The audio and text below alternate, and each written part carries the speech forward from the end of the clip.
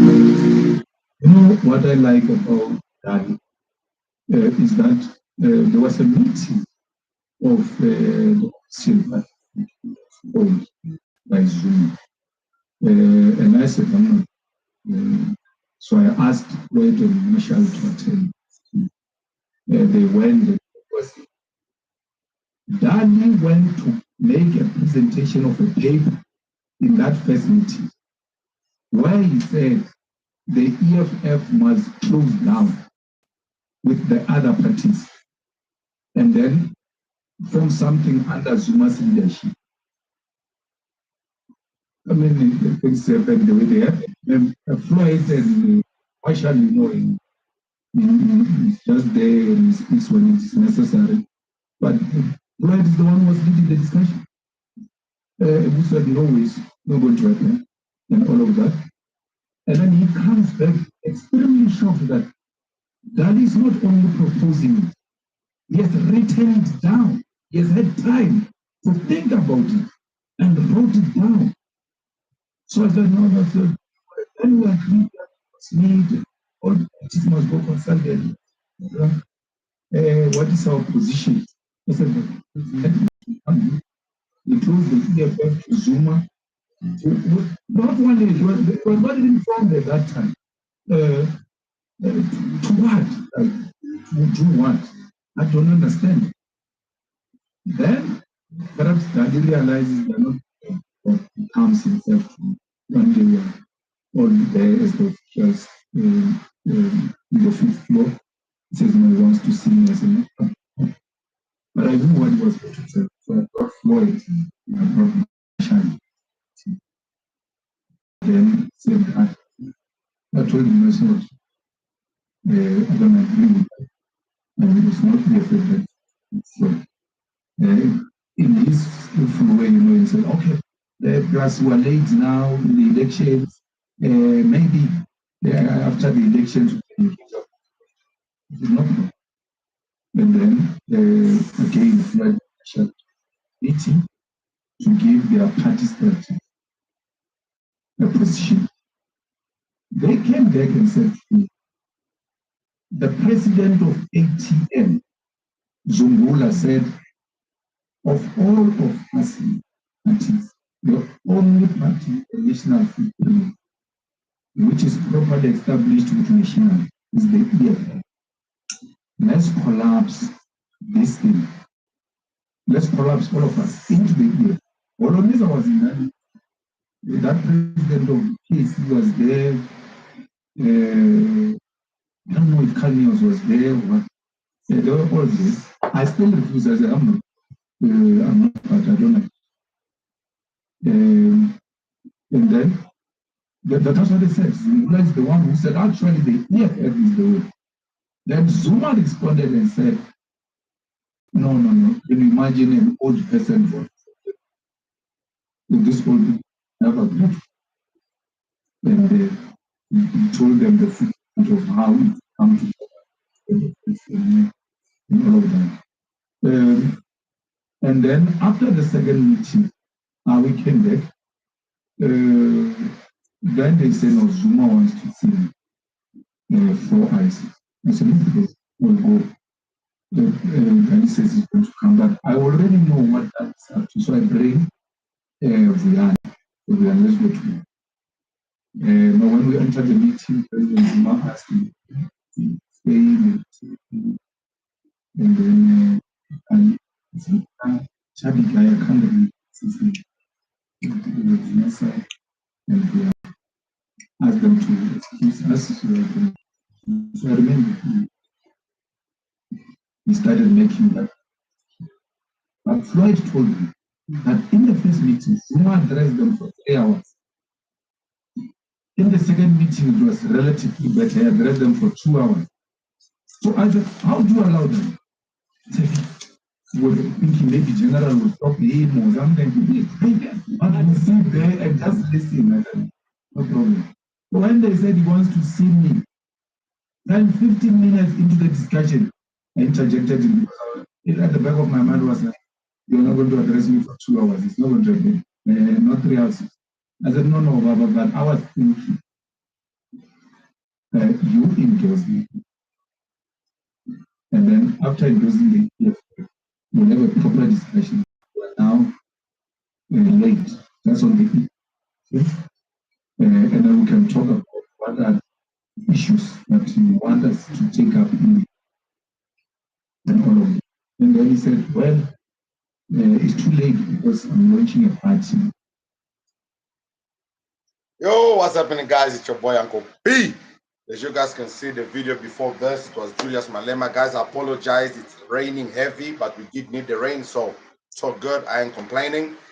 So yeah, man, guys, for those of you who are watching in the beginning, I had Julius Malema interview playing. I wanted to discuss this. It's a very, very, very important topic. So what's happening here? Orientation is locked. That is sad. Okay, that's fine. I wanted to discuss this. I wanted to actually shoot a video earlier on today in regards to this. Then I was like, you know what? It will be very awesome to do it on a live stream so we can actually discuss it. You guys can ask questions in the comments and we can actually. I used to be a big supporter of the EFF. When Julius Malema started the party, it was all about put South Africa first, getting the land from the white man and giving back to the South African. It was all about getting rid of the foreigners. Then eventually, as this started getting bigger and popular, I don't know what happened. Bro became extremely egotistic. He wasn't listening to anybody else. It was all about him. And he wasn't literally listening to even his own party. Now, let's fast forward to the last election. The GNU is created. The ANC does not want to do a coalition because the EFF gives one demand. They will not join the ANC under the condition that Cyril Ramaphosa is no longer the president, and the ANC was not going to do that. They wanted Cyril to remain the president by force, by fire. And Julius Malema was like, well, if you ain't going to do that, we ain't joining the GNU, especially if the DA is involved. Let's fast forward to the decision making. The GNU is made, the EFF is not there, and also the EFF loses votes because the country is tired of hearing Julius Malema talk about open border. Now, a lot of people that I talk to in regards to the open borders, guys, I apologize if I sound like I'm shouting. It is raining heavy, and I want you guys to hear me clearly. Now, a lot of the people that I discuss open border or ask about the open border don't really understand the open border. So most people think open border means open up the borders and let everybody rush in. Well, Julius Malema doesn't help himself by saying the foreigners are already here, so you might as well open the borders. So if Julius Malema had to explain open borders properly, this is how you are supposed to explain it. Open borders means that companies and factories and businesses from each country now have easy access to each other to allow easy development of each other's economy. That means the laws and regulations that restrict MTN, Vodacom, McDonald's, KFC, Nando's, think of any South African company you can possibly think of to open business in Nigeria, Zimbabwe, Mozambique, Congo, Angola, those restrictions will be lowered. That means that the SADC law will take place. That means an Angolan can travel anywhere in Africa the same way you travel in Europe, the train, without any limitation. The issue now is, he did not explain it that way. He was basically just saying, open the borders, open. South Africa is thinking, whoa, hold on. Everybody is coming into our country. We're fine, we're good. Look at the foreigners we already have here, the problems they are causing. Now you want to open the borders. This motherfucker's going to just flash up in this bitch. What are we going to do about this? No. We don't want this. We don't want this. South Africans said, no, we don't want this. We already got them Nigerians up in this bitch selling them drugs. We got them Congolese up in this bitch doing this. We got the Zimbabweans taking jobs and getting paid almost like animals. South Africans are like, no, we don't want Malawians, Pakistanis. We are dealing with too much. Julius Malema keeps saying open border, open border. Julius Malema wants to become the new Gaddafi, but he was doing it the wrong way. Well, I made a video stating that the EFF is going to fall apart. People were like, hey, you don't know what you're talking about. The EFF is strong. Bah, bah, bah, bah, bah, bah, bah, bah, bah, bah. Now, you've watched this video. This video of this interview literally shows how the EFF, now Delin Pofu is gone. Guys are leaving the EFF to join the MK. And what did now Julius is coming to reveal how it happened. And this is what I was telling people. What people don't understand, Zuma is extremely smart. He says to Julius, the old people will not vote for the EFF. Listen, the old people, the ANC is fully aware. No matter what, the smart South African, the intelligent South African, the Ama2K, the South African that are feeling the burden, the ones that are going to lead the future of South Africa, no matter how hard you guys fight on social media, no matter how hard you say the Nigerians must go, the Zimbabweans must go, no matter how hard you fight, the people who determine who sits on top is the old people. What South Africa has not realized that the old generation is still very much alive and they still have a big influence. And there is a lot of villages, okay, and areas that the ANC goes and digs for votes that the DA is just as a white man cannot walk in there. And also if they send their black version of the DA, the ANC has already affected them because they speak the mother tongue and explain to them, hey, when these people show up with the blue here, don't even think about it. Regardless of the fact that the ANC has literally failed the country for 30 years. Better the enemy you know than the one you already knew what they did to you and trust them for the second time, the DA, not a hell. So South Africa would rather suffer in the hands of the ANC than trust the DA. For a very long time, there was no other option until the EFF showed up. And then Julius Malema did what he did. Now, guys, I'm about to shock you guys. I knew this was going to happen. I kept saying it. Julius Malema, the EFF is going to fall apart and it's going to be the end of Julius Malema. But I knew Julius Malema is extremely intelligent. What is this boy doing? There's gotta be something happening here. And now he has spoken. You see, Julius Malema stands for the truth. He stands for what is right. But he knows he will not succeed in South Africa because the way the votes are accumulated, he will never be able to become president of this country. So he devised a plan to open borders. That means that foreigners would have become legalized in South Africa eventually. Because foreigners would have loved the open border policy, who do you think they would have voted for? Julius Malema. And eventually would have gotten the power he wants. And Julius Malema was going to create a united Africa where there was going to be one currency, the same way Gaddafi unalived him. But the issue is South Africans, because of what foreigners were doing in their country, and because of the way they were already suffering, they did not want to hear anything about open border. They didn't want to hear it. And they are not wrong. They are not wrong for that. That is our second segment. Guys, I'm going to be live streaming on TikTok at 9 p.m. I wanted to start this live stream early on YouTube so we can discuss this exact topic. I'm going on TikTok and I'm going to be violent. When I say violent, I got a second account on TikTok. I've posted on my status and everything else. Guys, go check it out. Let me see if I can put the account here.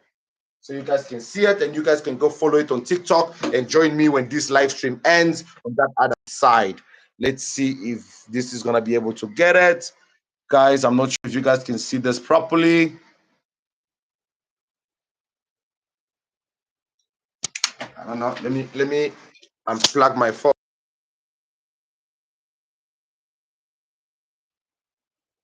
Sorry guys, I pressed the power button. Okay, let me see if I can do this and you guys can see it. Or can I?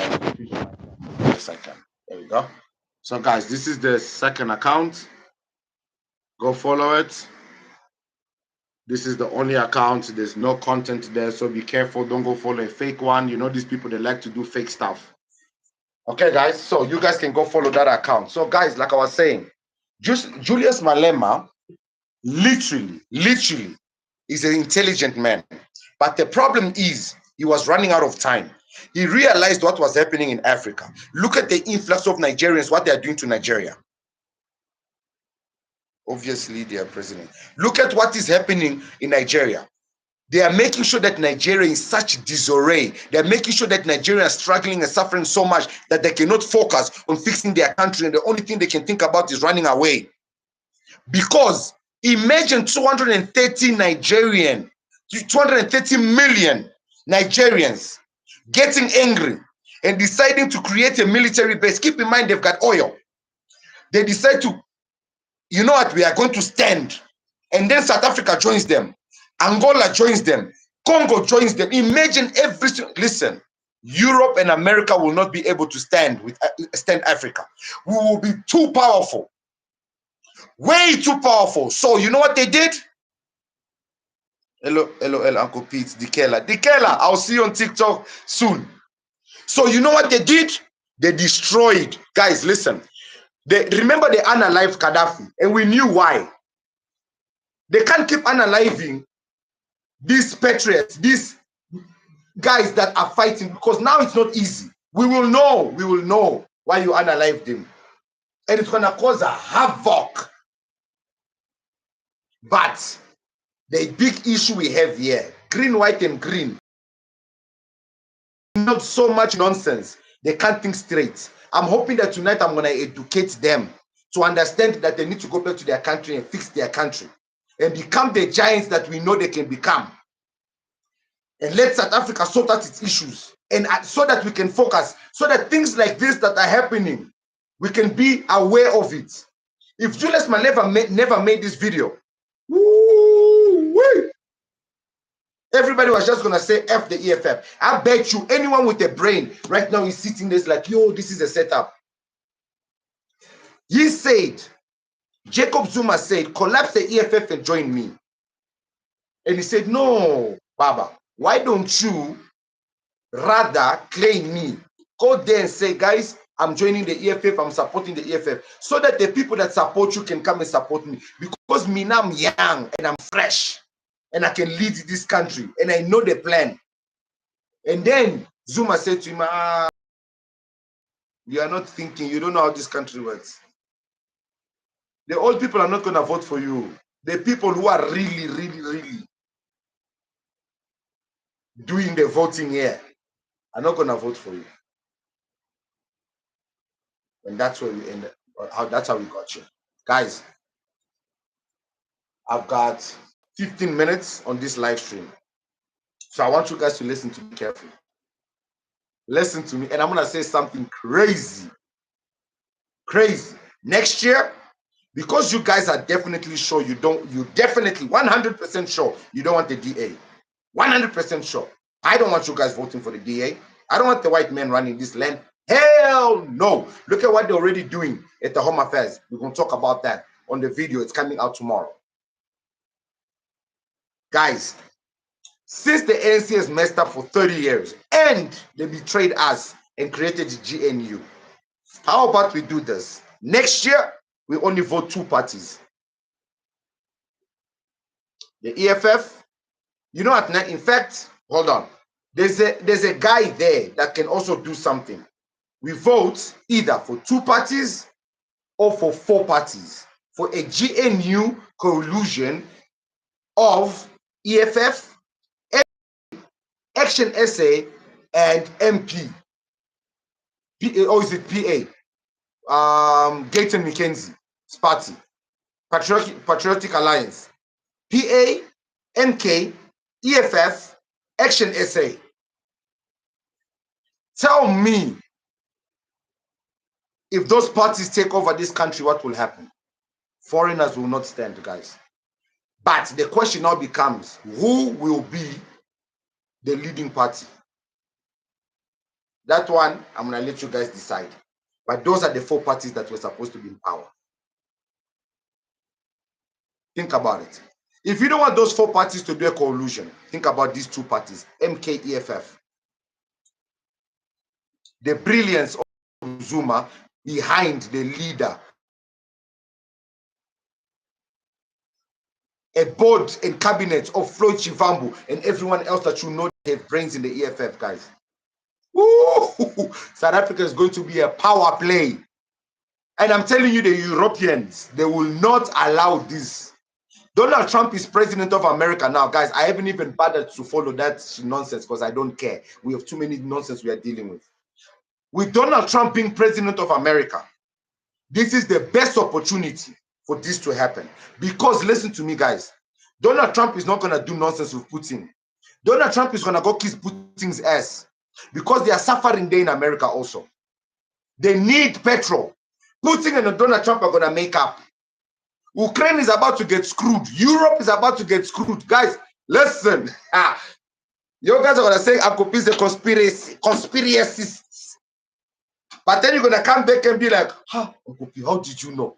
I see the future. I'm just saying. Guys, listen. This is the perfect time for Africa to unite, for us to just get our countries right. Because with Donald Trump, you see, guys, what you don't understand, Donald Trump is a businessman. Donald Trump don't care for politics. Donald Trump don't care for politics. Donald Trump wants to cure HIV. Donald Trump, because he knows those things will make him bosoki man. That's why when they came with COVID was like, for tech. Donald Trump says there's only 2 genders, male and female. There's no such thing as Waka alphabet gang. Donald Trump is gangster. Now, Donald Trump, now imagine Donald Trump and Putin as partners. What will England, yeah, hey, y'all, good morning. What will they do? What will the Irish do? What will they do when they come together against? Guys, listen. That's why you see Cyril was very smart. He did not. That's why you see the DA was standing against Cyril when it came to him going to Russia. Cyril was like, hey, but wait, me, I know I'm captured. I know I've been captured, but just like Nelson Mandela, although Nelson Mandela was captured, Nelson Mandela did one thing for this country. He sold the Mulungus to Thabo Mbeki. That's why they needed to get rid of Thabo. Because Thabo Mbeki, all of you can agree, Thabo Mbeki was the best president we ever had. That's why they had to get rid of him. But they didn't expect that when Zuma came in, it was going to be again another. Because Zuma is literally the Donald Trump of South Africa. Guys, I am telling you, this is the time that South Africa makes a change. We don't need to wait for the 5 years for the ANC and the GNU to continue leading. South Africa is a democratic country. We can strike. Guys, I might get myself into trouble for this. But we can go to the street and strike and demand an election. I'm just saying, South Africa is a democratic country. I know there's a law out there somewhere that will allow you to elect. Today, you know the truth. Thabo Mbeki was our shining light. Bro, our shining light for real. The dollar was like 6 rand, 4 rand, 50. Guys, there was no crypto scams. There was no trading scams. We were nice. Nice, guys. Hillbro, there were Mulungus in Hillbro. Walking, the crime rate was low. This destabilization they are bringing, guys. I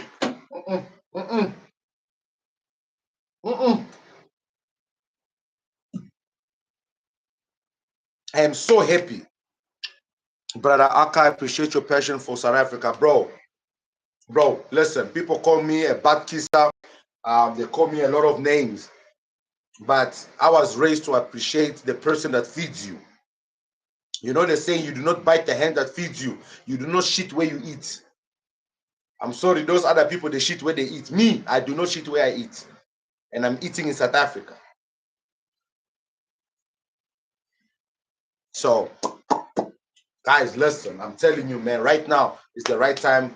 For those of you that came late on the stream, this stream is going to be posted. Come back, rewatch it. The whole of this stream, guys. I'm telling you. Something is happening right now. Something is, guys, I need bodyguards, I need protection. To me, Sam, Kunjali Santa Sam. This one, she's my troublemaker in TikTok. Guys, I'm telling you, guys, but wait, listen to me. South Africa. Guys, I think if you want to join me on the live stream, I can actually invite you. Hold on. I know there's a way to invite a person, but I don't know how you do it. If I can bring videos up.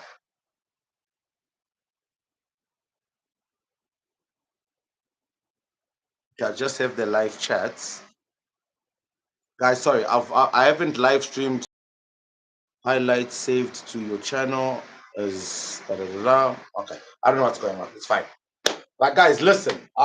We got 7 minutes on this live stream, and then we're gonna be going to TikTok.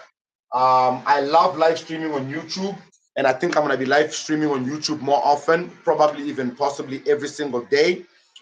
So we can discuss political stuff. Okay. My TikTok, guys, I want to talk about love. Imagine Uncle P. Yeah. Yes, Uncle P is a lover boy. I want to talk about love, passion, compassion, family, growth. Because we need that type of topics. We can't keep talking about this big-headed pooping in the river, nonsensical people every day. We are giving them too much clout, guys. We keep talking about them every single day. There's so many podcasts, so many TikTok lives, Twitter spaces. Everyone is just talking about green and white Nigerians. Guys, enough. There's a solution for South Africa that possibly can help Africa. So, it's up. Are we going to look for that change now, or are we going to wait for the 5 years to elapse, the elections come, the country gets double fucked? Because these Nigerians ain't fucking around, guys. They are messing the shit. The Zimbabweans are not leaving. Home Affairs is finding ways to legalize foreigners. This be owned by foreigners. And keep in mind, these people, they're coming into this country with dirty money. So they're already coming one step ahead of South Africans. And they're not coming here intending to open legit businesses. So they're already 2 steps ahead of you because fraud businesses bring money quick. You see? So now, by the time the 5 years is done, by the time the 5 years done, which South Africa are you fighting for? Who is the owner of your military? Will you know? Will you even know who you're fighting? Now your president will have a big head. That moment. Guys, listen. Time is now. South Africa is a democratic country. You can literally wake up tomorrow and decide, you know what? All of us, we are not going to work. Every company, Pick and Pay, ShopRite, what, taxis, stop movement. Bolt, everything stop movement. We demand that Cyril Ramaphosa comes down, that the GNU falls. What's going on? Guys, you think one day of no business, the JSE collapses, these people are going to not sweat. Day 2, by day 3, Cyril is done. They're going to get rid of me, guys, because I'm the one who's spitting these things. Me, now, I'm going to go missing. I'm telling you.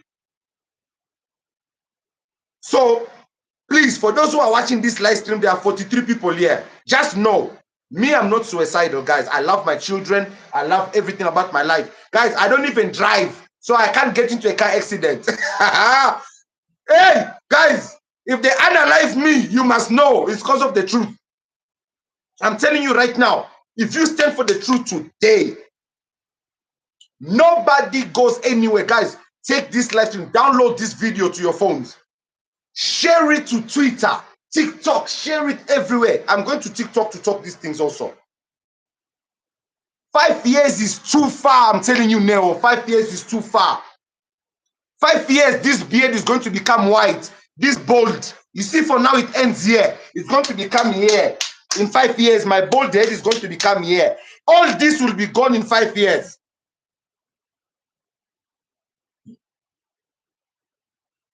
Just so you know how serious 5 years and how long 5 years is. Guys, listen. I'm going to repeat myself. EFF, MK, Patriotic Alliance, Action SA. If you guys have any other people you want to bring, you want me to research and see if they are worthy, I will research them and tell you if they are worthy. But these 4 parties will save this country. Forget the ANC, forget the DA. If you don't want these 4 parties, these 2 parties, MK, EFF, will save this country. If you did not hear what I said about the open border earlier on, watch it from the beginning. Michael, I've been looking for you. This is Rolanko. How you doing? How you doing? You think EFF will save us? EFF is trash. No, guys, wait. You're not listening. You guys didn't hear the stream when I started. Aka, Valencia, wait. The division the blessed South Africans have created amongst themselves is biggest interest of national progress. Exactly. Aka, you're right. That's the reason why you see right now what's happening is in South Africa, you got a GNU because there's so much division in the politics. People are not understanding what is happening because they are making South Africans only focus on the fact that foreigners are doing Masipa in this country. Foreigners are taking our jobs. Foreigners are doing this. Julius Malema is a racist. That's good. If he's a racist, that's good. That means he's going to deal with the Mulungus. They are unaliving the kids already. More kids seeking Katlehong Bloom for 10 today. No, that's why I'm saying. Guys, listen to me. Allow me to explain for those, because I can see people only got into the stream now. So let me start from the beginning so you guys can understand. I was supposed to go to TikTok, but I'm going to stay here with you guys, okay? Let me start from the beginning. So, have you guys seen this video, the interview that Julius Malema has done? I don't know if you guys have seen this interview. I want you guys to go watch it, okay? This interview is on News Live SA. Okay, where Julius Malema talks about what's happening in the EFF, about Floyd Chivambo and everything. Guys, if you haven't watched this interview, it's going to be hard for you to understand. So I'm going to play this interview and I want you guys to listen. I hope you guys will be able to listen because it's raining.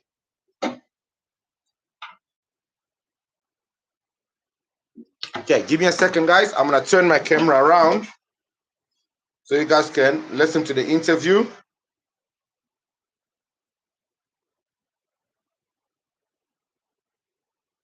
I like about Danny. You know what I like about Danny is that there was a meeting of the opposition parties, which was called by Zuma. And I said, I'm not good. So I asked Floyd and Marshall to attend the SG. They went and Dali was there. Dali went to make a presentation of a paper in that first meeting where he said the EFF must close down with the other parties and then form something under Zuma's leadership. I mean, things happen the way they happen. I mean, Floyd and Marshall, you know him, he's just there and he speaks when it is necessary. But Floyd is the one who was leading the discussion. Okay, guys, I don't want to play the whole interview.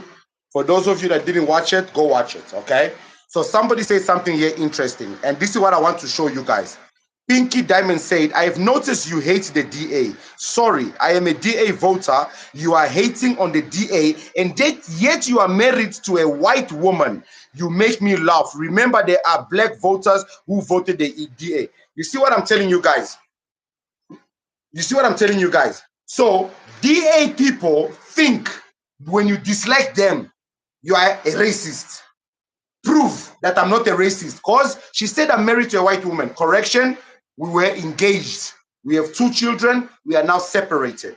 I am single.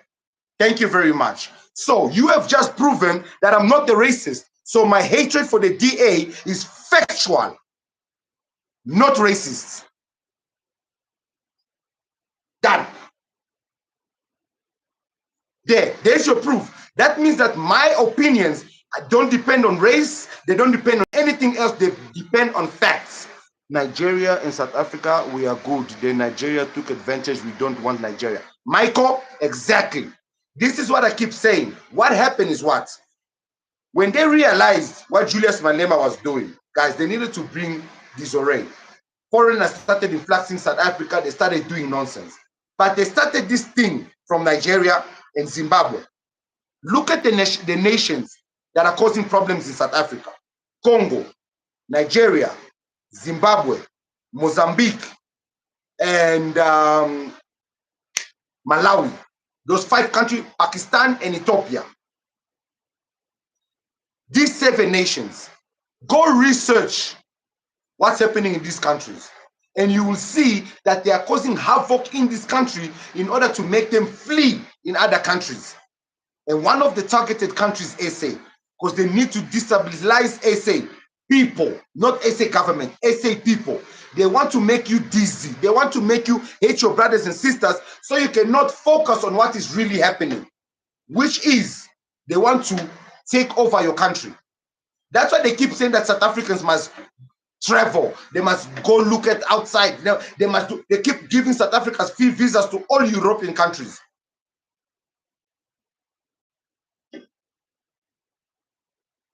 We cannot allow Zuma and Julius to be in power. Zuma sold us to the Guptas. Julius is selling us to Zim. You see, that is the issue, guys. If you don't, you see, that's what I'm saying, guys. The problem is if you joined the live stream too late, you didn't hear when I was explaining the open border. Julius Malema made a very big mistake. He did not understand the open border. He did not explain the open border policies that he was trying to put there easy. He was too desperate and hungry. I'll explain to you guys one more time. But guys, when this live stream ends, please go rewatch it. The open border policy, okay, this is what it means. The economy of Nigeria, the economy of Angola, Congo, Namibia, all the African countries, they are open to each other. The restrictions that are put to businesses not to open in these countries that make it difficult to open businesses will be lowered to make it easier for countries to maneuver businesses within each other. Export, import. That means Pick and Pay, McDonald's, KFC, whatever company wanted to open in Nigeria, wanted to open in Angola, will be able to open with ease. Like you see in Angola, they've got such strict laws that companies like McDonald's can't even come and open businesses there. You see, Nigeria, who hates South Africa, agree with Malema because the Zuma, he's a good president. Once we come in power, foreigners will be big shit. Guys, what you don't understand what is happening now is the open border policy was supposed to show that a united Africa is going to be so powerful that the Europeans can no longer bully us. Imagine Nigeria has 230 million people. Take South Africa with all the foreigners, they have 60 million. How many million is that now? Take Congo, take Angola, and take every single country, guys. Take all of our military bases and put them one. Which country is going to attack us? You see, we're going to be too powerful. The issue of that, the Europeans and the Americans do not want it. That's why I came here specifically to talk about this topic because Donald Trump has become the president of America again. Guys, they took a convicted felon, they took a Jacob Zuma. I always tell you guys, Jacob Zuma is the Donald Trump of South Africa. With Donald Trump being the president of America, that means the relationship between America and Russia is going to strengthen. When that happens, because Donald Trump doesn't want the dollar to collapse, they want to rather collapse the euro. Donald Trump will betray Europe. Watch. And that's why you see Syria was trying to protect the relationship between South Africa and Russia. You see, But the problem is, guys, those are too much. Those ones, what I'm talking about now is too much. Because right now we have a serious problem. We need the green, white, and green Zimbabweans and all these foreigners that are causing problems to go back home. Because you see what I'm talking about now, you guys won't hear me. Because there's hunger at home. That's why you see the Nigerians are not hearing anything. The hunger is gone too much, too much. Guys, to go to an extent where you are eating dogs, they ate sporty. Guys, they ate sporty, the child sporty. Once you start eating sporty, it's done. It's done. Guys, we haven't started eating sporty yet. So, you are right. Who's this? Michael says, absolutely, will unite, want everyone to go back in their country. Yes. Yes. And you see Trump, he wants to, you see Donald Trump wants all the illegal foreigners out of his country. He even wants the legal ones gone. But Putin said he would want Kamala Harris to win election. Yes, you see why? Because Kamala was going to work with Putin with ease. Donald Trump is going to want to negotiate. Potential inappropriate message. Okay, somebody sent an inappropriate message. I want to read it. What does it say? Big number don't mean anything if you are corrupt and disorganized like Nigeria with never team up. Sorry, guys. It's just blocking some of your comments. Guys, when you're going to comment, just be smart about how you're going to comment, eh? Because I can't keep clicking to show your comments. Guys, that comment that was hidden, it says big numbers don't mean anything. It's from Nokutula. Anything. If you are corrupt and disorganized like Nigeria, I would never team up with Nigeria, never. But it's true. We can't team up with them, guys. They are eating Sporty already. Sporty has been chowed. They've even eaten Flexi, Kitty Catty, Meow. They chowed Meow Meow too, gone. So right now, we can't negotiate with them. They must go back. You see, we must send them mentally ill medication in their country. Guys, they can't cancel this stream. This one here, they can't cancel it. Those ones that have TikTok, go tell people on TikTok, Uncle P is hot on YouTube. He might not come to TikTok. I'm stuck here.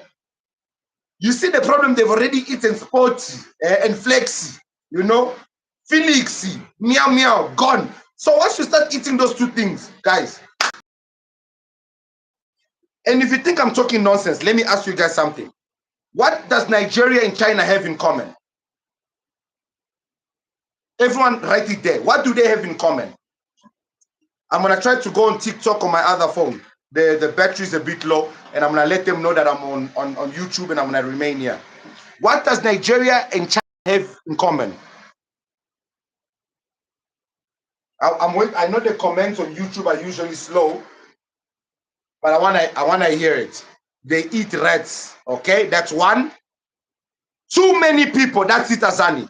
They all have too many people. You see, when you eat things you're not supposed to eat, you start to, population becomes big. Overpopulated. That's the one thing they have in common. Thank you. Are you guys now getting it? Are you getting it? When you start eating meow meows and Sporty, something happens to your That's why these things Ingaga. Ingaga not for nice, Ingaga for sickness. Oh, Nigerians, they got big slongos. They are sick. That's why the head is big. Everything is disproportioned. Because when God created, he knew he had enough clay. He formed everyone adequately with enough clay. But those ones, all of a sudden, they eat meow meow, they eat flat. Yo, they ate Sporty. What's the ate Sporty? God was like, If you don't believe me, how many churches are there in Nigeria? How many churches are there in Nigeria? And why is God not saving them? Because he gave up. They ate Sporty. Here in South Africa, we are not yet eating Sporty. Oh, Felix, we are good. So we still have the chance.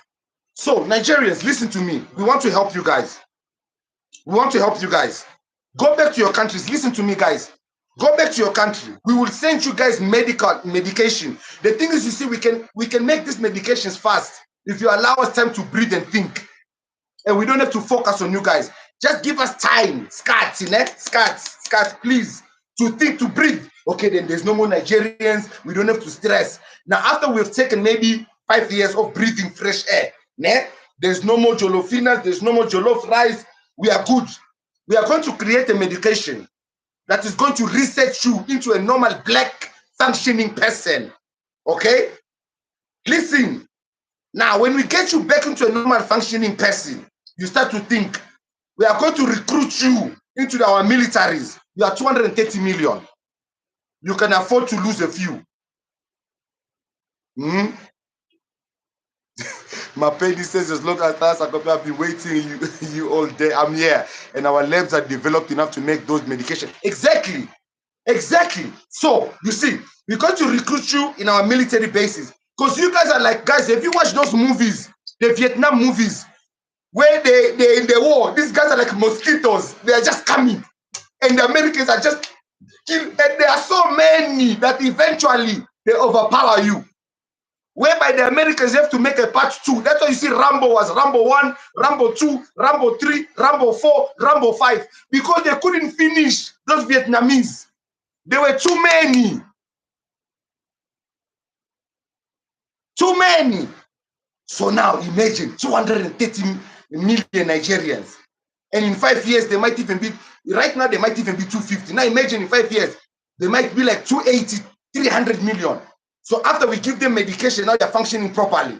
They can function nice. We send them to Europe and America. The way where they like to go, we send them. We say, oh boy, now they go now. Visa, with SAA, Mango Airline, Fly Safari. What else is our airlines? We take all of our airlines. We put Nigerians inside. One flight, all of them. Whether it's with parachutes, they fly down with parachutes. They start landing in Las Vegas, Miami, in London, Paris. Guys, it's raining Nigerians. It's just raining Nigerians. But what are they going to do? Guys, you people, you are playing.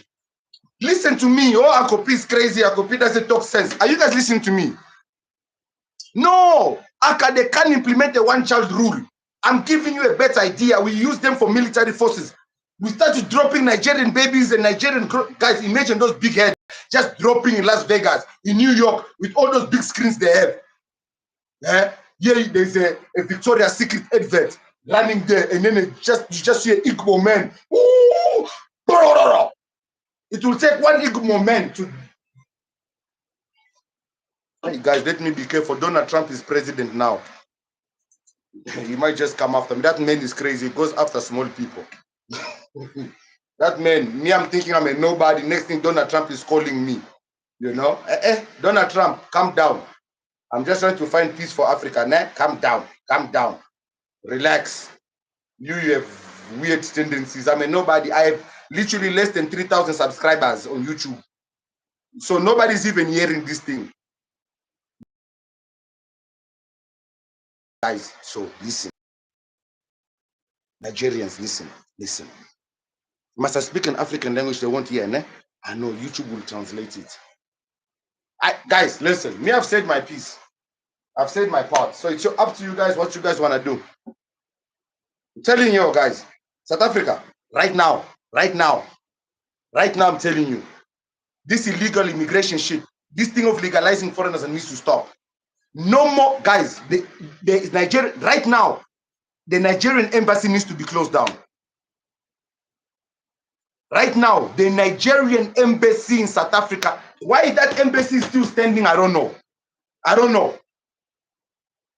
Guys, why the Nigerian embassy is still open, I don't know. Because first of all, the fact that they gave Chidi diplomatic passport when she was under investigation, the disrespect. The green, white, and green have no power here. Yeah, because you see, they like to swear. So their comments are being blocked. If Donald Trump can sanction South Africa, do you think we can survive, Uncle P? Yes, we can. They won't. Listen, Michael, America, their land produces nothing. They live. If he sanctions us, we have Russia's protection. Russia's military is bigger than America. The problem that America is depending on is Europe. You need to understand, Europe Their brothers and sisters are here. Yeah. They can't collect them. They can't take them. Like our brother will say, they can't collect them. Now they're not going to finish them. I hope I'm sounding like them. That you see, do not come and empty this place. The issue is, you see those big-headed fools. They were supposed to be of same mind so that when South Africa makes that decision, they come to the aid of South Africa. But the issue is those big-headed fools. You see, they don't have sense. They've already corrupted them. Yes, they've tried to sanction us before. So the problem is that's why they're affecting Nigeria, because Nigeria is a big population. So they affect them.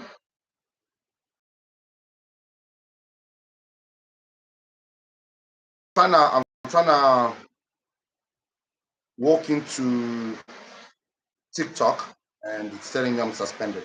Or I think I'm in my old account. Guys, listen. They use our post to bring trade with Africa. Exactly. Guys, this is not even a complicated thing. And this is the reason why I like to speak about politics, because people try, you see, politics is like the Bible. You see the Bible, this Christian Bible. You read that thing and you just get confused. One moment he's saying this, the next moment he's saying parable. The whole politics is in parable. Now you need to now simplify it and know what is it that they want. Listen, nobody wants goodness for everyone without nothing. Yes, somebody is going to steal somewhere to benefit them, because they're also putting their life at risk by being your president. But will that, you see, like America and Europe, even their government is steal from them. The only difference is their government gives also. It fixes the country, it builds the country, it creates opportunities. But because they are stealing also, and they can't sustain what the country wants, they start to now bring havoc to other countries, which is Africa. So they start to steal from us instead of stealing from their own people. Then they convince their people that, hey, we need a strong military to protect ourselves from those people. How are they protecting themselves from us who don't have guns, who don't have military bases? We don't have any military bases. We have no power. How is America? How is England? All those nuclear weapons, how are they pointing it at us? What did we say to them? Against us, we are working with giraffes and monkeys and baboons. Sorry, guys, my hyenas are making noise. Sorry, my hyenas. It's raining. The baboons are starting to go on the other side of the house to go to the cottages. Sorry. That's what they think we are. They think we have animals running around, just bushes left and right. Guys, you think if a baboon started running in my head right now, I'm not going to call 10-111? My friend, you are playing. Guys, these Americans, they got military bases in Europeans all over Africa. What have we done to them? It's not for us. It's not to protect us. They are trying to keep us at bay, guys. We are still enslaved. We are still enslaved. That's why, guys, we are not poor. We are not poor, guys. We are not poor. All the natural resources is in Africa. When they talk about heaven in the Bible, Africa, go read the Bible, go read the Quran. When they talk about the promised land, it's Africa. Look at the way they describe it. So they need to destabilize us. We must not function properly in order for them to still be able to control us. China is coming. China is taking over Angola, guys. China is taking over Angola. While everybody's distracted.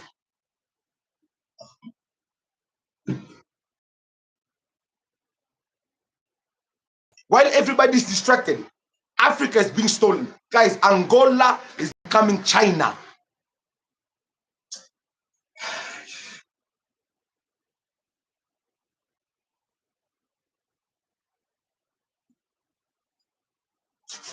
Oh my goodness.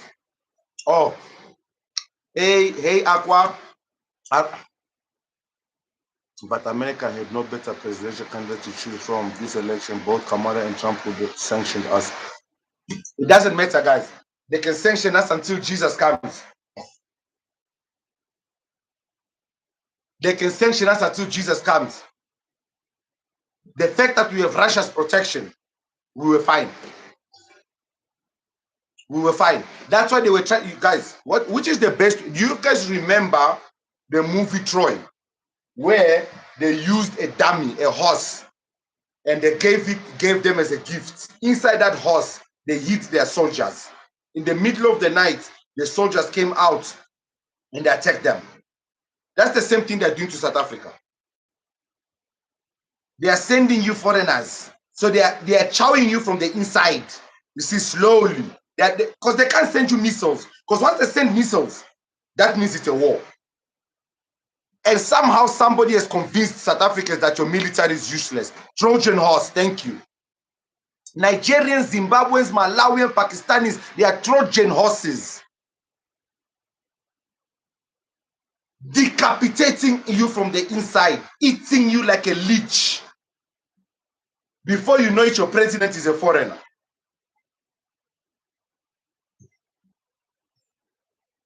Guys, I don't know if I'm making any sense.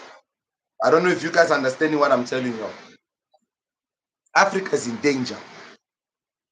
But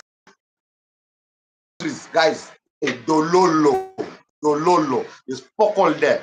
South Africa still has a chance. So what South Africans, they don't understand. You see, all the Africans are telling South Africans, the white man owns your land. No. You don't own anything in your country. The white man owns everything. There's something that you guys are not understanding. There's something that you guys are not understanding. The white man is your hostage. Have you ever watched a movie where you hold the hostage and they can't do anything to you? That's what South Africans. They can't throw the missiles here, guys. We have hostages. That's why they were trying to convince them to go to Canada to travel. But the problem, when they went there, they realized that the Boer force is not right. They realized that the biltong is not right. The culture was not the same. They were not able to bully the way they bully here. They were not able to feel powerful because the white man here feels powerful. In Europe, he was just a normal white man. In fact, because you are a foreigner, there they were being treated like blacks. So they were like, in South Africa, at least I've got power. There's an area called white area. You see, the white men in SA is hostage. They are the reason why missiles are not going to land here. There's the reason why that they will not attack.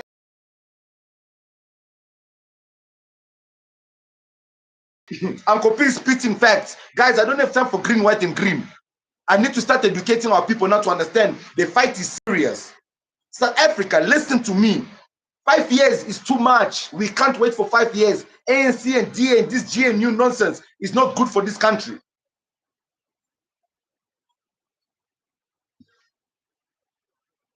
Oh, Uncle P doesn't do research. Where's the receipts? Oh, Uncle P. Guys, guys, I'm going live on TikTok. Give me a second.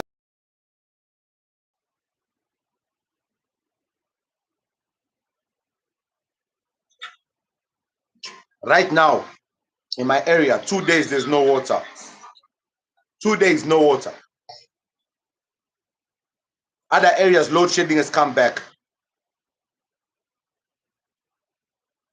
Look at the other countries. They chased the white men and they are collapsed. Congo chased the white men, collapsed. Nigeria chased the white men, collapsed. Angola chased the white men, collapsed.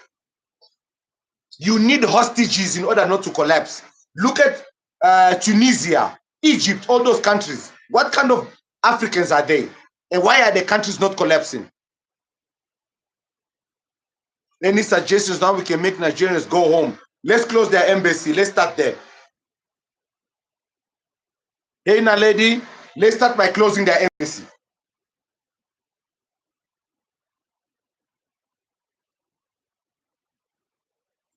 What's going on?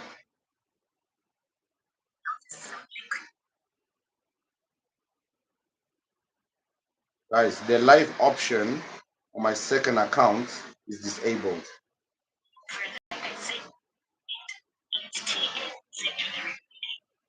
The TikTok just blocked me even on my second account.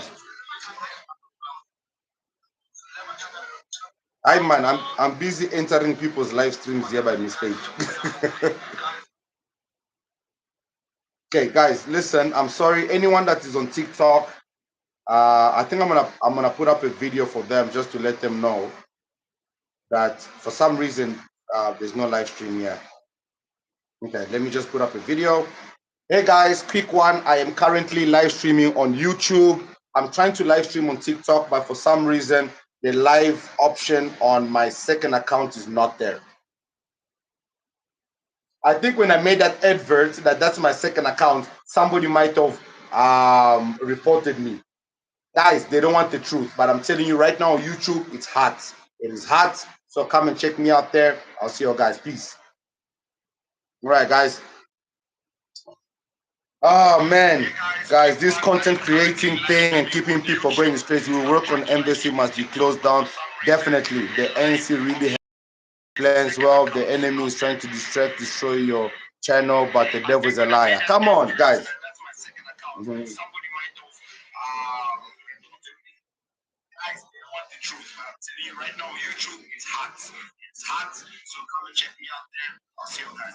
Okay, guys, I'm just.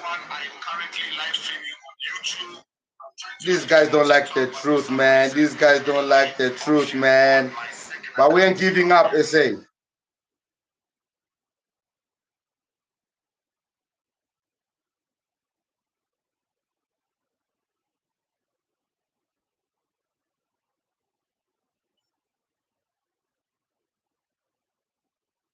Oh man. Sorry guys, I'm just trying to let everybody know.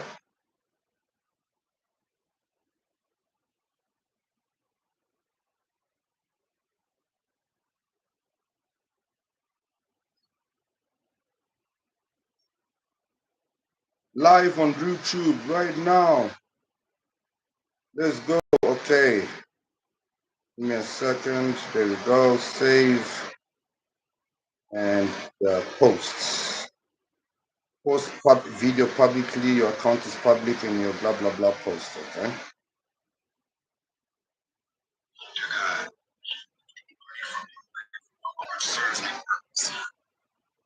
There we go. Uncle P, please research Ethiopia. I had. What's happening, Azani? What's happening in Ethiopia? I think they blocked you because you made Nigeria to fight each other. Ish, African, yeah. I caused a lot of havoc with the Nigerians. Apparently, every single live stream today was about me. Every single live stream was about me. Guys, we've already been streaming for an hour. This is going to be long. It's a live stream. There's nothing I can do about it. I hope you guys are enjoying the show. Uganda collapsed because of Indophobia. Aka, what is Indophobia? Let me not act too smart. What is Indophobia? Please educate me. I would really, really love to understand.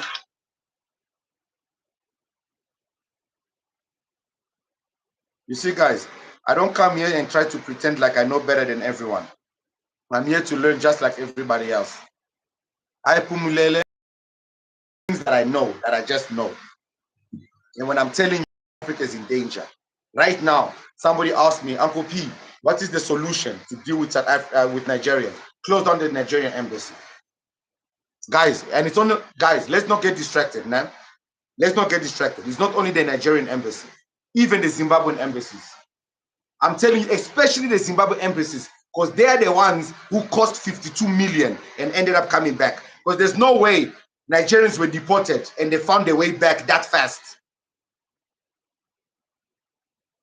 Close down the Zim embassy. I am so sorry to my Zimbabwean friends. I know I've got a lot of Zimbabwean friends. I love you. I appreciate you. But guys, what you guys are doing in this country, I'm sorry. If Angola could listen to me and I could tell Angola, close down the Congo embassy.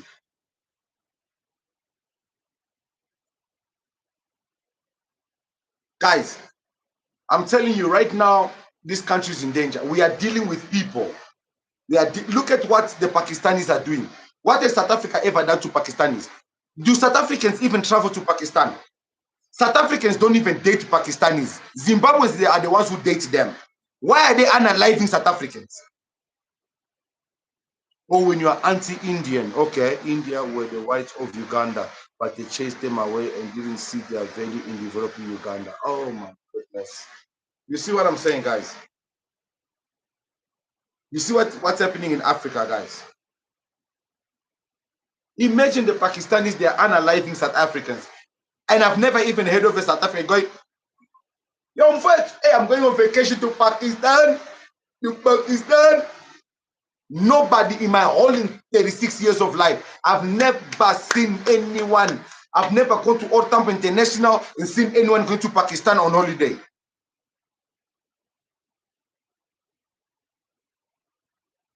So now my question is, why are Pakistanis or Malawi and what Ethiopians involving themselves? Nobody's. So you can see that these people, they are Trojan horses, they are mules, they are cockroaches, they are insects that have been sent to infect the country. Mr. George, welcome. Thank you for the support, guys. Guys, listen. I'm telling you right now, look at the way my TikTok is being affected because I'm speaking the truth. I promise you, this live stream might even get affected because I've got less than 5,000 subscribers, but they are bothered because I'm speaking the truth.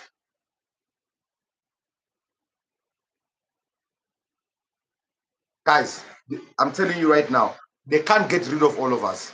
The problem with us, we love living so much. You like eating McDonald's, KFC every day so much that the thought of being unalived for fighting for this land, which your grandparents did, scares you. They gave you soft life. Guys, they didn't give us soft life. They are distracting us.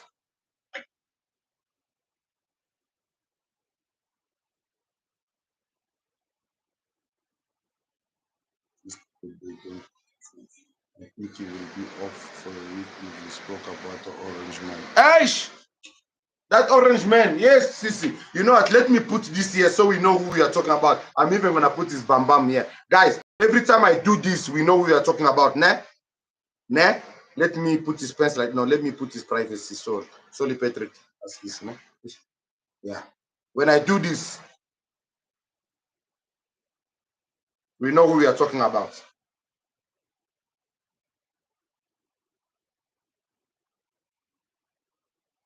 Guys, I'm telling you right now. Yeah, somebody said Chidima. Today's the president for that country. Somebody said it's my the fact that you guys are regulars and you remember things like this, it scares me. I love you guys. Definitely got a family here. Definitely. You know, guys, that's why I'm saying I don't care about 10,000 subscribers. I don't care about 100,000 subscribers. I care about real subscribers. People that are here for the truth. People that want change. Guys, imagine how many subscribers do I have now on YouTube? Let's see. Give me a second. I don't even check these things because we are here for bigger purpose. 2,300 something studio. Let's go to the studio. I want to see. Just what imagine all the subscribers I have on YouTube. We've got, because I know some of them are Nigerians and everything. 2,311 subscribers.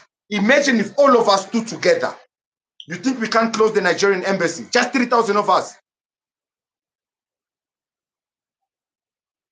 We saw a video, school kids crying of food poison because of Pakistani. Imagine Israel just passed the law to deport relatives of attackers, even if they are citizens. Why can't we? Thank you, guys. A criminal, a beneficent of a criminal, get also punished. Hi, Johnny, Janodine Hughes. How you doing, King? Guys, the problem is now, guys. South Africa likes to act. You see, when the Nigerians they come, they like to talk about let your government, guys. It's normal about the government.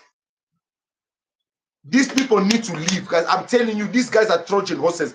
They are destroying South Africa from the inside.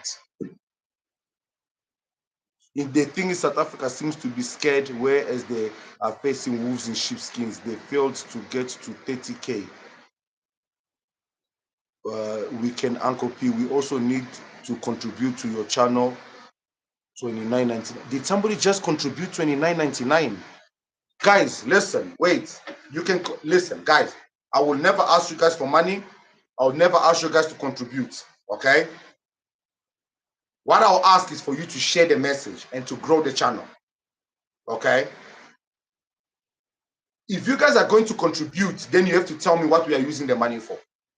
Are we using the money so that when it's a lot, we have access to buses, that we have a better channel, that if this channel gets collapsed, we have other places to go? If that's why you are donating, Chapunjan. If you are donating so I can buy a Mercedes Benz, hey, let me think about this one.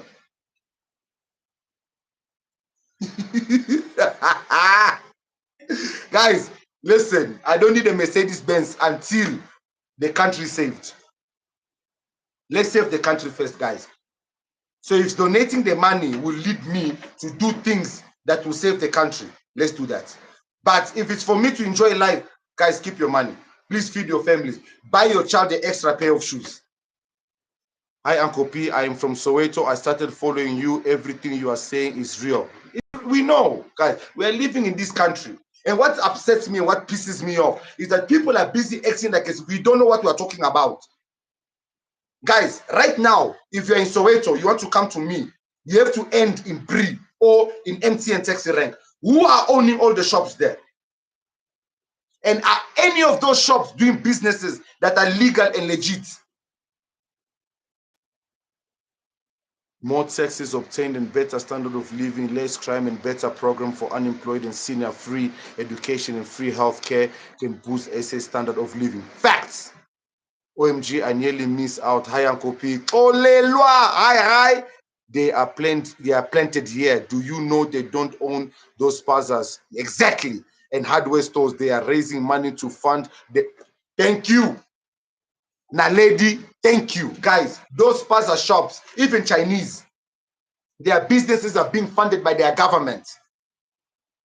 Research it. Guys, they are planting people in South Africa because South Africa is the only African country that you guys have not eaten Sporty yet. You guys have not yet eaten Felix. Because the moment South Africa starts getting hungry, you go, you see Sporty sitting there, and you say Sporty, and you braai it. You put Raja. Aromet, we are finished. Once we start putting Raj and Aromet on Sporty, guys, we are done. We are going to become like the green, white, and green. We are going to lose all sense. And once we lose all sense, look at what happened to all the countries. Guys, it's not hard. Research, just go to your Google. You see this data you are using here to watch me. Go and Google Angola, Congo. Google all those countries and look at Google every single province and look at what they look like. Don't look at the tourist spots, the actual country. Use the Google Map satellite. It's Mahala here. Go look at our countries. My guy, you will build. You see your house wall will be 20 meters. Then in Soweto, you will build the wall to close off the whole Soweto. They are chowing Sporty, guys. They are chowing Sporty and Felix. You guys, you are big. Hey, Sporty is gone. Guys, Sporty. I'm telling you guys, Sporty is gone. You think I'm playing, nah?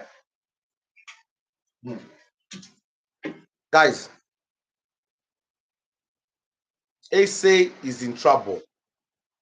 SA is in trouble. A lot of these businesses, a lot of these people that are doing nonsense, even these TikTok channels, there's even channels for South Africans where I go, where they are talking bad about Nigerians and foreigners. But those spaces, they're not talking about just foreigners, they're talking about everyone. Where I even enter those spaces, I speak positively about it, then they even speak bad about me. So they are trying to make South Africans look xenophobic. Because if South Africa looks xenophobic, nobody's going to listen to you guys.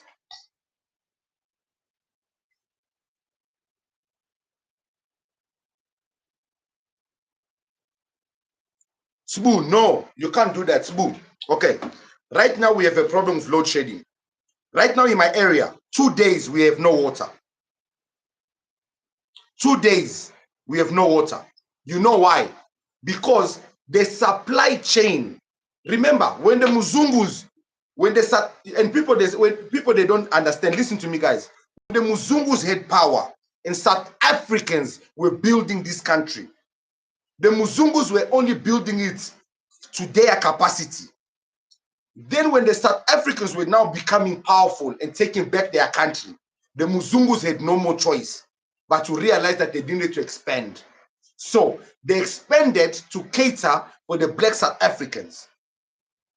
They knew what this population, how it was going to grow and how they were going to manage it. The issue now became that when they realized that the black South Africans were now taking over the country, black South Africa was not destroying this country. The ANC was not corrupted from day one. Hillbrow was still nice. Everything was going nice. Nelson Mandela gives power to Thabo Mbeki. The country was okay. And then they realized, no. These guys are becoming powerful. And then they started influxing you guys with Zimbabweans, Nigerians, Malawians, Trojan horse. Your brothers and sisters, they are coming to help you. They're coming to live in unity with you. And then before you know it, they start selling powder. Guys, we didn't know Nyope. We were minding up. Now they say Nyope is South Africans. They say that we are 30%ers, but now they are giving us credit for coming up with Nyope. How? We are stupid. How did we come up with Nyope? Cocaine has been sold for decades in Colombia and where else. It landed here in SA. Who brought it? South Africans, they don't travel. You tell us that South Africans, they don't travel. So who brought cocaine and all those other nonsense here in South Africa? It's not South Africans. And then they have the audacity to say, yeah, but even if it's not South African, they're the ones who accepted it. Masendako. So you come to my house, you put something in my drink, in my water, I drink it, unknowingly, I'm getting addicted to it slowly but surely, and then you say that it's my fault. Am I the one who designed COVID? So when I caught COVID, it became my fault. Is it not my fault? You see, guys, you see now they realized that with electricity, we were asking too many questions. Why are we supplying Zimbabwe and all these neighboring countries that we don't have electricity here? So they realized they could no longer load shed us because load shedding was not driving us crazy enough. Now they're cutting us water, guys. Sorry, I made a mistake. I should have done that. I almost made myself pass out.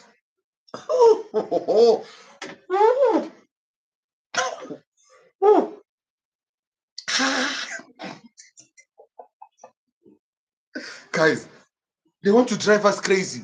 I went 9 days last year, 9 days without water.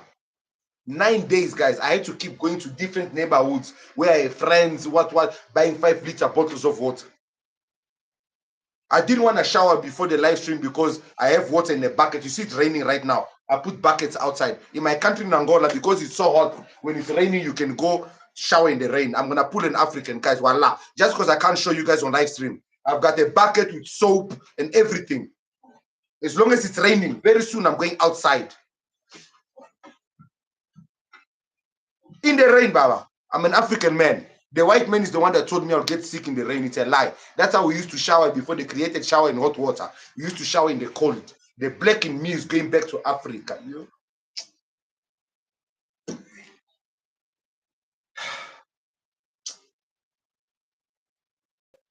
Guys, I'm tired, man. Guys, I'm tired. We can't allow them to keep doing this to South Africa. Guys, I'm here. I know what's happening in my country. I know what's happening in my country. Let me stop talking about Nigeria. Let me talk about my country. I talk to my brothers, friends. My parents live in Angola. They're investing everything in South Africa. Buying property, buildings, opening businesses. The nice thing that I love about my parents, because of what I stand for, we only hire South Africans The only foreigners we have in our companies are family, and they are all documented legally. If you are in Angola, you want you to come and work here. Listen, guys, I dare you to challenge me and go to our businesses and see what I'm talking about. Who our managers in our companies are. Because it doesn't make sense to hire a foreigner who can't speak South African languages. Because our clients are South Africans. Sawubona kunjani, you feel at home. It's a hotel. You know, you are speaking your mother tongue. You are being welcomed in your mother tongue. You look, it's very cultural. It's not European. That's what I told my father. We are in South Africa. Let's build something that shows that our gratitude. It's like, let's build a building and make money. I said, no, Papa. You see, it's not for you. You are building it for me, and I'm building it for my children. Let the vision start from me, so that the Luyundula clan will be known for those that went to another land and showed respect and did it right. Guys, me, I'm proud of my surname because I know the truth. That's why I always tell Angolians, guys, please, don't go to South Africa. Don't go do this. Don't go do nonsense. Don't go do this. Don't go. Because, hey, guys, look at what's happening with Nigerians. Look at what's. That's why you don't hear nothing with Angolians. Nobody can come here and say, hey, an Angolan tuck shop, hey, an Angolan cell phone business. It doesn't exist. Does not exist. I don't know in any Angolan shop. Doesn't exist. But I can take you to a Congolese market. I can take you to a Chinatown. I can take you to a Nigerian market. I can take you to a Malawian market. Ethiopian, Ghanaian, Cameroonian. All those people have established their cultures and their lives in South Africa. You have Goku in your screen, Poppy. Yes, I'm an anime person. I love anime. Let me slow down. Let me put these things down so you guys can see. Yeah, I love anime, guys. I'm an anime guy. I'm a geek, guys. I'm a geek. I'm just a very handsome geek. You know, I'm just really good looking for a geek. So yeah, I'm an anime, guys. You put this down there. I got a very beautiful office, guys. Very, very beautiful office.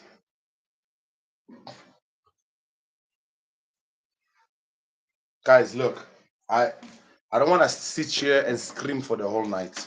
Okay. This video is going to be published on YouTube. You guys can go watch it again.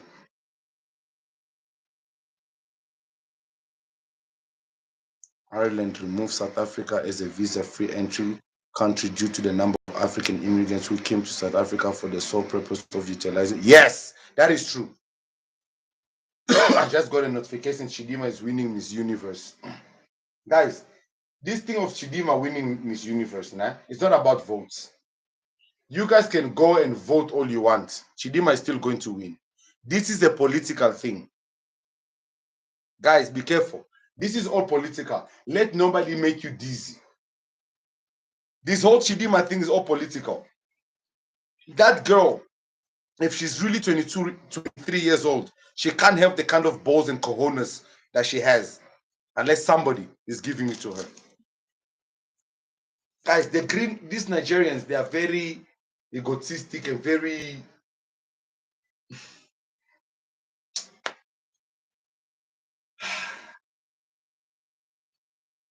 This world is sad, guys. What they are doing to Africa is sad.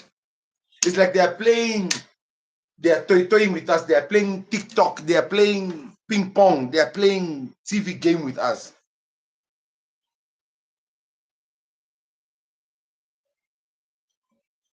Tax shops are SA owned, but they rent them out to all those who my friend, they can end up madness and take back their shops if they wanted to buy.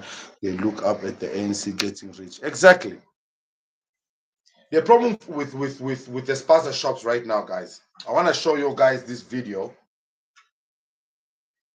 And guys, I'm telling you, it's very serious. What's happening to South Africa is so serious. I'm telling people, you know what, nah. But it's fine. Let's get back to the content that I literally wanted to talk to you guys about today. I want to show you that South Africa is a country that is being admired by people that have nothing, your husband and your nothing in their country. Okay, guys, this is an article from Libya today. Sorry, let me use my back camera. This is an article from Libya today. Let me bring it to this screen. Sorry guys, I need to connect this. Let's hope my phone doesn't switch off. Okay, I'm gonna bring it here. Let me put it here. This is an article from Libya today, guys. Libya mass arrest of Nigerians after CAF verdict. Okay. Following the verdict delivered by the Confederation of African Football in response to the complaint lodged by Nigeria Football Federation over the recent inhuman treatment meted out to the Super Eagles in Libya, members of the Nigerian community have reported mass arrests and fines in the country. The Nigerian football team has held at the Al Abarak airport in Stern, Libya. Guys, can I explain to you guys what's happening there? I want to explain to you guys what's happening. Because the Nigerians thought they were clever, they reported Libya, okay, to the Football Association. Libya wanted to show them, because Nigerians forgot one thing. They did it first. Nigeria was the one that did it first. They're the ones who disrespected Libya first, okay? But they decided to act like as if they're the victims, the way they like to always act. Let me show you guys this. We are on the show now. The show is started, guys. Please share the live stream with your friends. Share it with everyone, guys. Share it on TikTok. Let them know that we are here. The show is started. Now we are bringing receipts. Remember when we were live streaming with them, we were like, where are the receipts? We've got receipts today, guys. I've got my computers all set, okay, for you guys to see everything I'm talking about. The show is hot today. Here is the real reason as to why the Nigerian football national team was stranded in an airport in Libya for over 16 hours. Now, if you guys didn't know, just like me, I did a little bit of research, and the exact same thing happened to Libya around a week ago. Because when the Libyan national football team, they went to Nigeria to play against them, they were actually stranded in the airport. So here is a picture of the Libyan national football team just sitting in the airport on the floor. So the Libyan national football team, basically what they did was they got their revenge against Nigeria. So when the Nigerian national football team, they visited Libya, they made them get stranded in an airport. Now, I don't know the reason as... You see, guys, they did it first. The same thing with Ghana must go.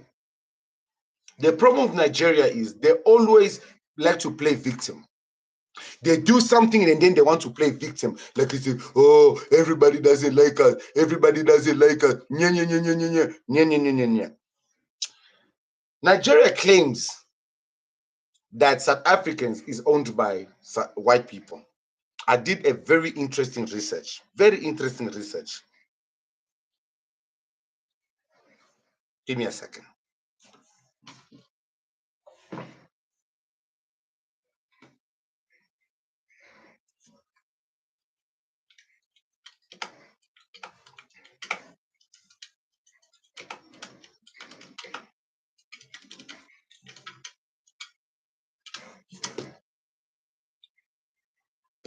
%98 of their land, they don't even own it. Guys, who are we arguing right now? Who are we arguing? We're arguing people that don't even own 98% of their own damn land. Guys, this is the people that we are arguing with. This is how serious these people want us to take us. This is a church in Nigeria. Today, me, I'm cooking. Guys, just watch this. This is a show. Watch this.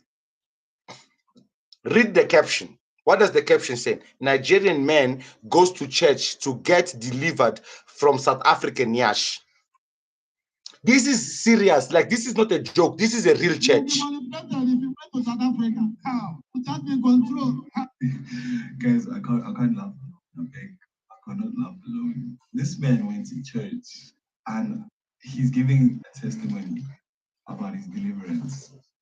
And this is what he was being delivered from. You will be manipulated if you went to South Africa. How? Without being controlled. How? So many things are happening there. How? So explain to me that you have gone to South Africa. Like, explain to me what is happening there. What are they doing? So basically, what this guy is saying.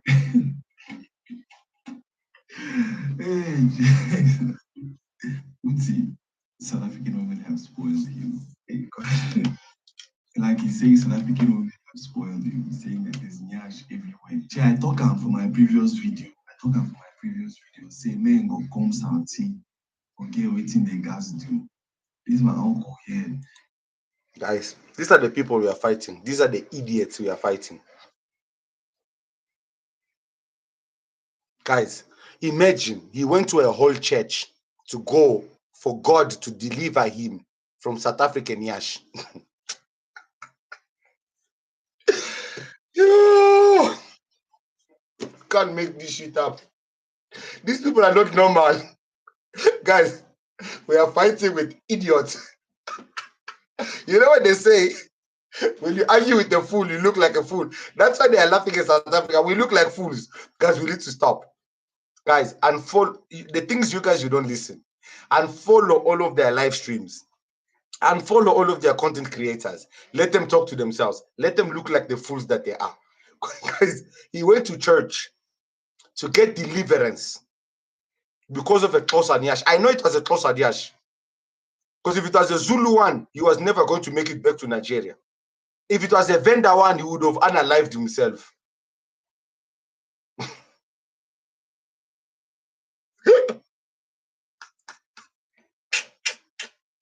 Yeah, Guys, the stupidity is on another level. Thank you, African. Thank you, African Queen. This is guys, we are holding this live stream has been going on for 1 hour and 32 minutes. We are talking about people that are complaining about Nyash in church. In church, they want to get deliverance for Nyash. Guys, South African, please do me a favor. Being in love with a foreign man like myself, there's nothing wrong with it. But you can't allow such nonsense. Guys, for those of you that have TikTok and YouTube, go find this guy's channel.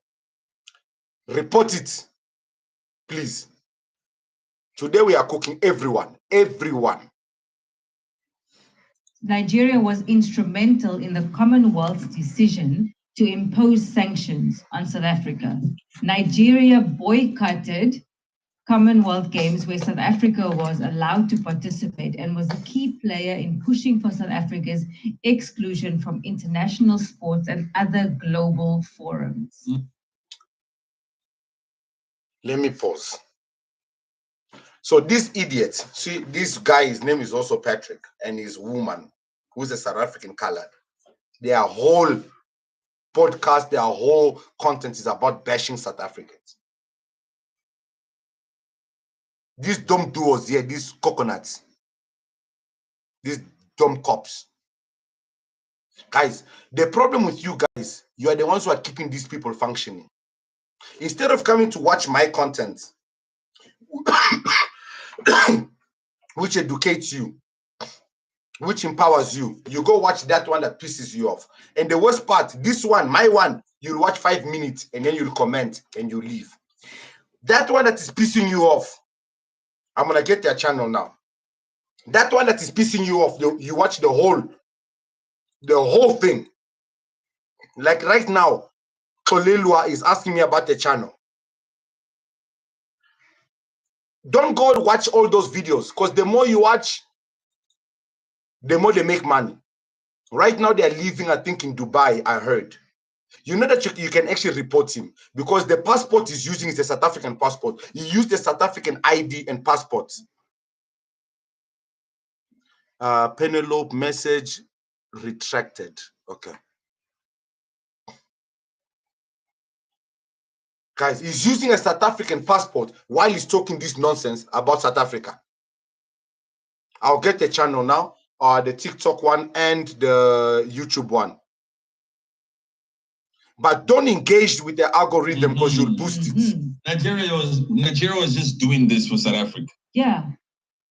They deserve to be called, they deserve the title the Giants. Yes, because yes, man. They deserve that title. You can't be out here doing small things, not taking care of your own citizens, not giving a crap what's happening in Limpopo to those two women, and want to say that you should be called a giant. Giants of what? Giants of ignoring issues? Yeah. No, you should only be called a giant if in history, if in 1960, you sent some money to South Africa as Nigeria. Exactly. So you deserve to be called a giant. So Black South Africa needs to come out here and relax. It's crazy. Me, I just keep giving it to them. Okay, guys, here's his TikTok channel. Rule Like Patrick. That is TikTok channel. I want you guys to go report that channel.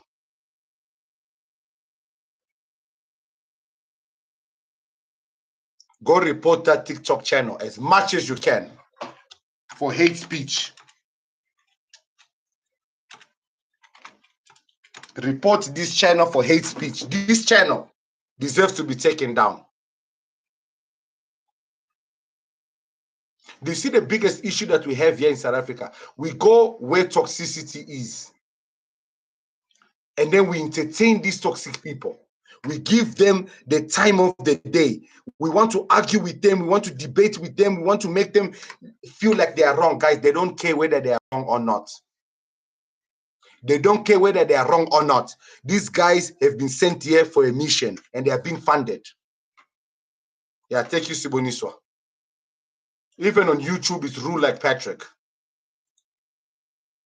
He's got 22.8K subscribers. When the month of August. His recent post is about Chidima Adichana, Black South Africans, and he says, this guy, guys, he's calling us South Africans Afrophobia, white South Africa burning black businesses. Where are white people burning black businesses? Lies. Everything about guys, let me bring his YouTube channel so you guys can see what I'm looking at. This is his YouTube channel. This is white South Africa burning black business, South Africa divided, racial tension, Afrophobia, South Africa. Then he's got Ibrahim, because he's got arrests. DA to govern South Africa. Illegal foreigners in South Africa. South Africa National Assembly. South Africa this. South Africa, new South Africa government. South Africa, Julius Malema. Everything, this whole page is based on hating South Africa.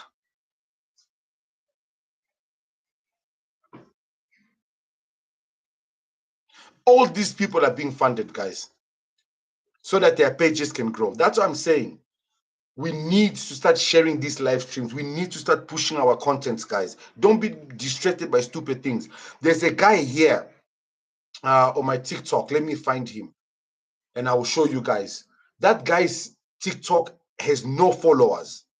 No followers. And the guy is always tagging me on everything. Yeah, I just found him. Look at this guy. These are the type of people we need to support, guys. You see this guy here. Buitu Melo tags me on every video about Nigerians and what's happening there, guys. He's got content for days about Nigerians. Every video you've probably watched on my YouTube, he has it. Everything you need to know about what's happening in Nigeria, he has it. You've seen this video on my YouTube channel. You've seen this video. But look at how many followers he has. Look at how many followers he has. 303. But if I show you a Nigerian toxic page, they've got around 1 million followers. This is how many followers he has. He's constantly exposing. is constantly exposing Nigerians. But nobody is paying attention to his page. Guys, we need to start supporting the right pages. No. Azani, the only reason you're seeing too much dancing is because that's what your algorithm is showing you. If you change your algorithm, you can get the right things. Sorry, guys, the phone is about to switch off. Oh my goodness. Guys, we're about to lose. Oh, there, we're charging now. Oh my goodness. We're about to lose our stream because the phone is not. Now we are charging. Oh gosh. Sorry, guys, I had to move the phone to the other side. So the charger. My setup is done for TikTok. My live stream is set up for TikTok, not for YouTube. So I had to shift things around. Yes, guys, the setups are different. George says, me, I have everything, but I'm afraid to post. Why are you afraid? Guys, I just reported him. He's now live. Hated. Let me go to his live stream. Let me find his live stream. Okay. Let's deal with him. We'll show him how it works. I'll let him know he's live on YouTube.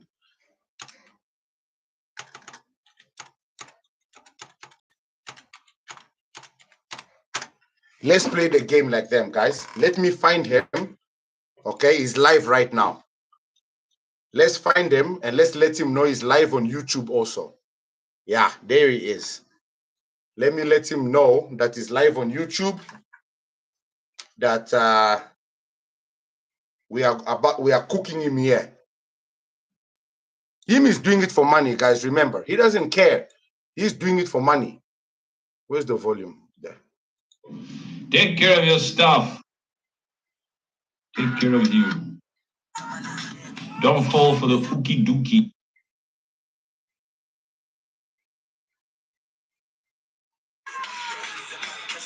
Oh, his live stream ended, guys.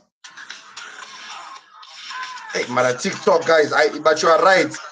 TikTok is full of. I open TikTok. This is the first I see. TikTok will make you not get married. What is this?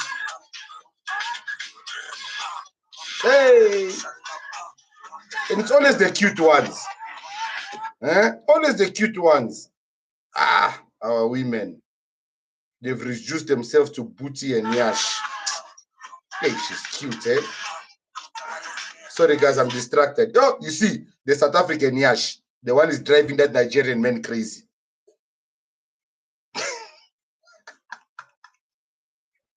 I don't think this live stream has ended. I think you guys reported it. I think you guys reported it, dancing their problems away. Guys, we are tired, man. Guys, we are tired. We are tired. That's the problem. The thing is, South Africans are tired. Guys, you know what's up? Guys, you see the problem that a lot of people are not understanding is that South Africa is not going through what other African countries are going through. Okay. Let me show you. Listen, this is the president. Listen, let me show you. Let's get back to the programming. Listen to this. Okay, watch this. Is Nigeria fantastically corrupt? Yes. Are you embarrassed by what he said? No, I'm not. Did you guys hear that? Let me repeat it. Is Nigeria fantastically corrupt? Yes. Are you embarrassed by what he said? No, I'm not. They asked him if he's embarrassed about him. Lord Jesus. Guys, imagine Cyril Ramaphosa is asked, hey, Cyril, how do you feel about being called corrupt? He's like, it's fine. He's like, it's okay. He accepts it.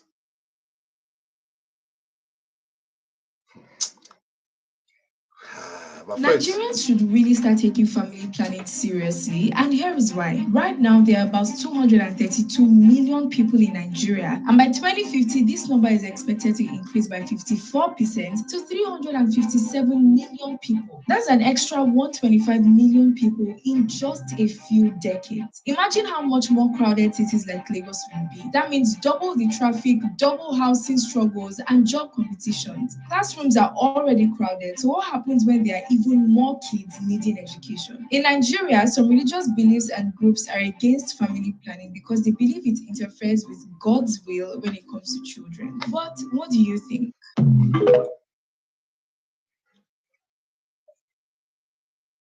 who's going to feed those children? Who's going to feed those big-headed children? Guys, they can't take care of their own children in their own country, and South African women are having children with them.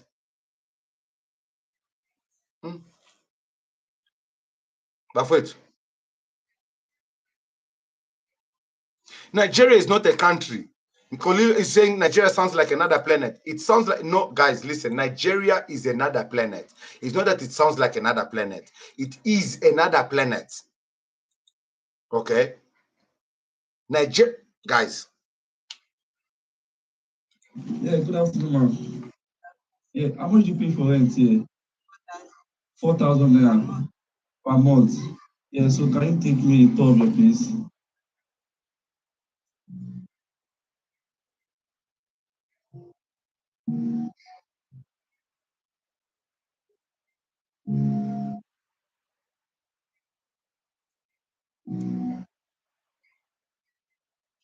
This is where you stay. Okay. Let me see your cutleries. Where do you cook? Where? Yeah? Yeah. So this is basically how you cook to eat, man. Wow.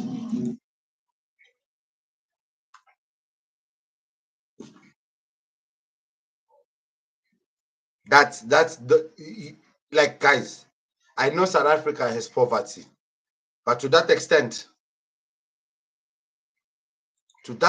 guys, to that extent where the person can't even clean where they are staying.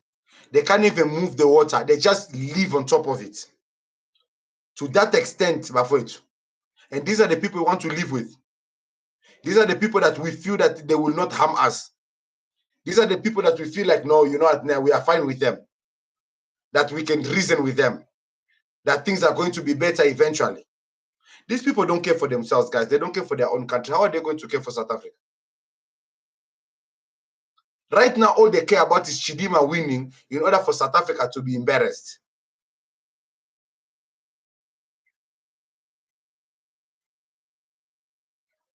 Doesn't she have a child? If you have them telling how South African women are careless, giving birth at young age, now they are flooding their country with kids. Exactly. Look at Sunnyside. They have turned it into that lady's home. Exactly. Exactly, guys. And this is what they are doing. They're turning South Africa into Nigeria because they don't know any better, guys. How can they do any better here in South Africa if they don't know any better in their own country?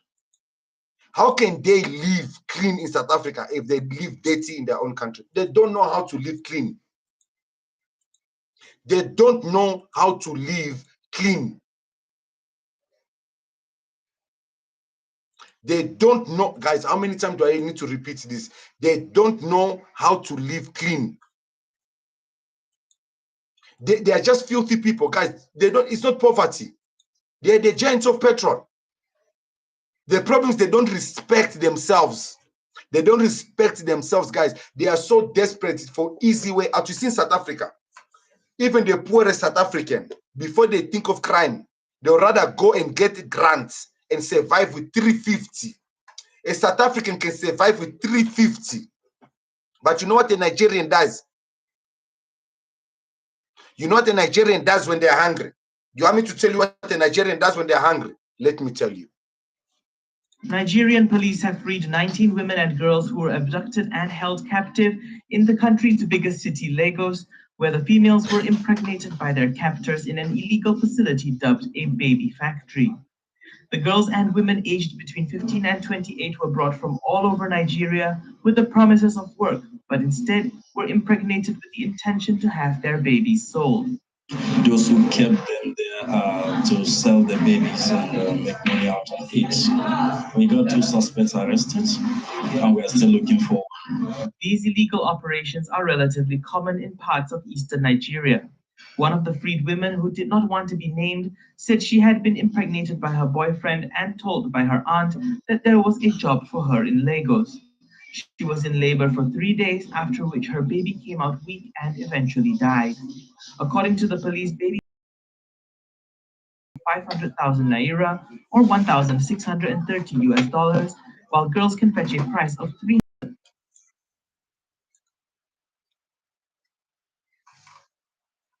Sorry, guys. We just had a little trip here on the computer.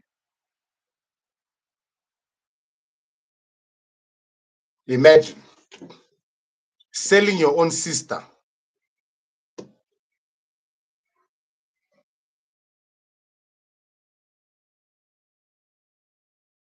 Not only your own sister, selling your sister pregnant. Selling your sister pregnant. Guys, selling your own family member. Imagine right now where you are. Go to your sister's room or go to your mom's room. Imagine taking any of them and selling them while they are pregnant. Your own family member for 5,000 rand.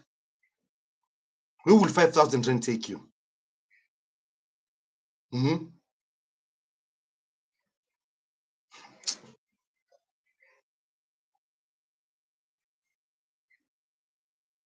What are they? They would money.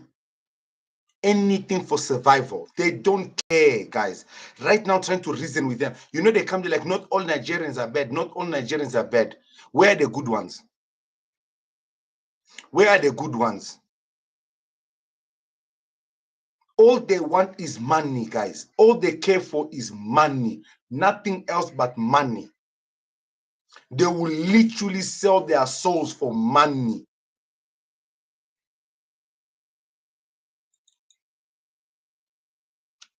Look at what they're doing with their own sisters. I apologize for, I don't know why the computer went off. Maybe the Nigerians, they are sending things to bother my PCs. Now, this computer has been giving me issues I should have known. Guys, it's like, it's disgusting. And these are the people that you are trying to say, okay, guys, let's try to live together. Let's try to be good with each other. Guys, no sense at all. No values. They have no pride and no dignity in their cultures. Empty barrels just making a bunch of noise for nothing. Guys, the South African ways, the South African cultures are being disturbed for no reason. Like, I'm failing to understand how the South African government is allowing these things to happen, and they're doing nothing about it. Like, even if they were corrupt, they wanted to steal. But can you care enough to at least protect your own people?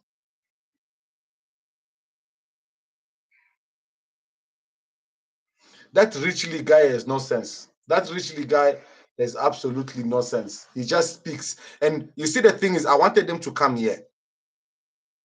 I wanted them to come here because today, guys, don't worry. On the 14th, we're back on TikTok. I wanted them to come here so I can start giving them receipts, because I've set up my office now in the way when they are talking, show us receipts. Yes, the receipts. Show us receipts. Yes, the receipts. Your husband? That's how I've set up my office now, in a way that I don't have to argue with them. Your husband and your father are having an... Sorry, guys. I just opened up the computer now. I've got random videos playing in the background. Oh, all right. The Nigerians are praying for my computer to fail, guys. I've heard them insult us about not having fathers. I wonder where this idea comes from. From them. You can't insult me for something you don't know. Your husband? They are very good in these topics because they are professionals in this topic. Guys, imagine your country is suffering the way their country is suffering, okay? Their country is as hungry as it is, and this is what their president decided to do.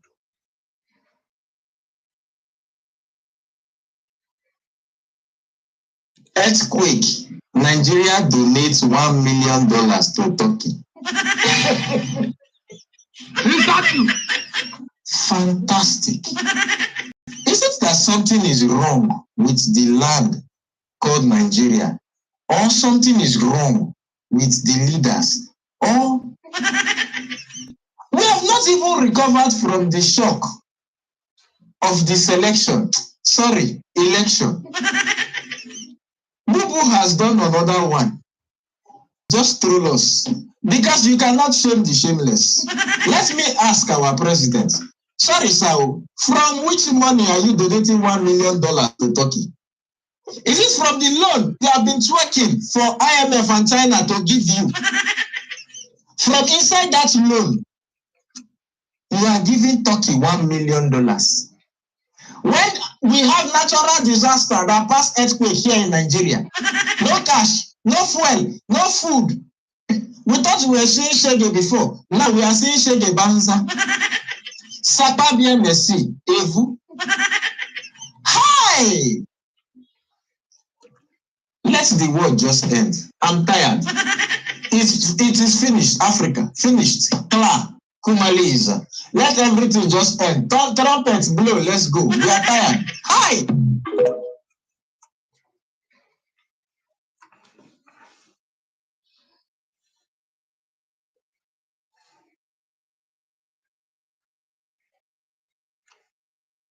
Guys, you see, because when I talk, they say, where's the receipts? I'm letting them talk. Am I the one who said they don't have fuel? Am I the one who said they are broke, they don't have money? Am I the one who's complaining about them donating money to a country when they have nothing? It's not me. Because when Uncle Pete talks, he's like, where are the receipts? Where is the proof? Guys, remember, you know what, guys, you know what is happening in Libya right now because Nigeria decided to disrespect Libya. You know what's happening in Libya right now because Nigeria decided to disrespect Libya. So guys, a very quick one here. Let me give you guys an update. If you are in Libya now, this is for people in Libya. Guys, I'm going to repeat that video. Look at how scared he is. Even he's walking in the streets, he's looking back because of fear. I'm going to repeat, and I want you guys to listen to what is happening. Yeah, please be very, very careful. Information reaching me said, give me a second. So guys, a very quick one here. Let me give you guys an update. If you are in Libya, give me a second, guys. I don't know why. Yeah, now this is for people in Libya. Please be very, very careful. I don't know why this thing is freezing. Information reaching me says that Arabu people are busting camps up and down. That is those Libyan Guava, they are police. They are busting immigrants. They are busting Black Africans. So it is easier for them to differentiate between themselves and foreigners. Nigerians in Libya, please help me share this message. Our people in Libya now are in a very serious wahala. Libya.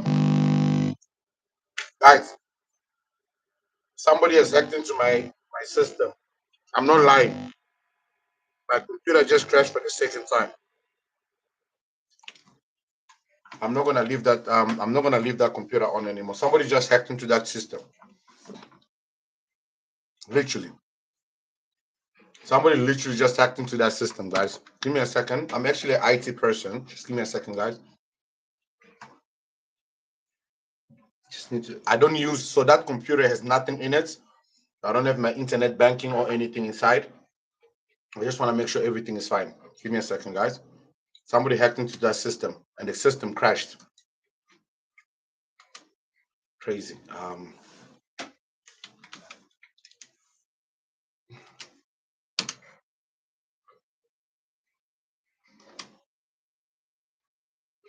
Yeah, they crashed my system, guys. Damn it. How the hell? How did I make that mistake? I should have had the VPN on. Sorry, guys. Miss.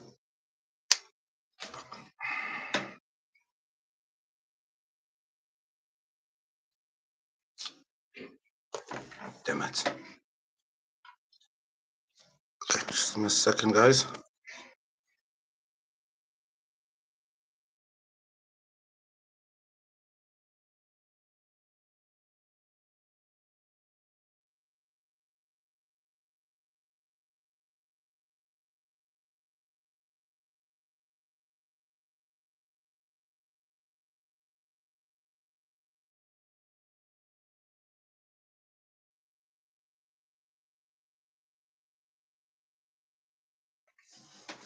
Guys, can you guys hear me? Poloi off VPN, Uncle. Yeah. No, I do have a VPN. I do have a VPN, guys. I forgot that I didn't connect it it's connected on my main computer where I do my internet banking and everything else. So I completely forgot to connect it on this PC. So yeah, they've hacked into that PC, but it's fine, guys. They didn't hack into my network. They hacked into the PC. Yo, damn it. I should have known better, guys. IT is what I do. I should have known better. Okay. Yo, these guys are serious, eh? Like they're not even playing. Just they're good as far as crashing my system. Why? All this because of the truth. It is crazy. Guys, I can't believe I'm experiencing this right now. Give me a second.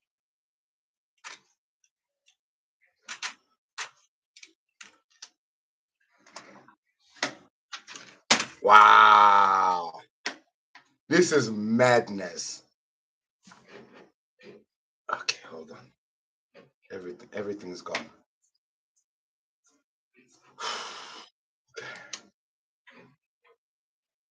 Everything's gone. Your husband and okay, that's fine, guys. I've got a second. I'm on my main system that has a VPN. Let's do this again. Wow, they are not ashamed, eh? A bunch of criminals, for real. Really, guys, post about this. Post about the fact we're on live stream and they hacked into my system and crashed it. How shameful are these people? Like, guys, this is, I don't know if I can even show this on YouTube, okay? But this is what we are trying to avoid for them, for their sake, guys. This is your children, guys. This is your children right now. Look, you can only give him 2 slices of bread and water.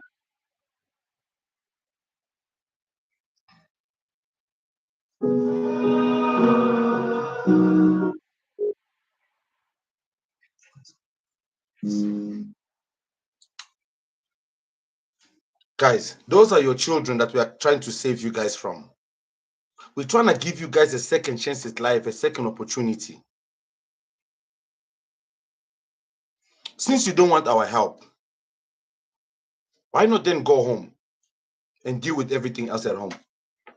Because at this moment now, I'm beginning to ask myself now, if you don't want people's help, so you want everybody's country to become like yours, how does that benefit anyone?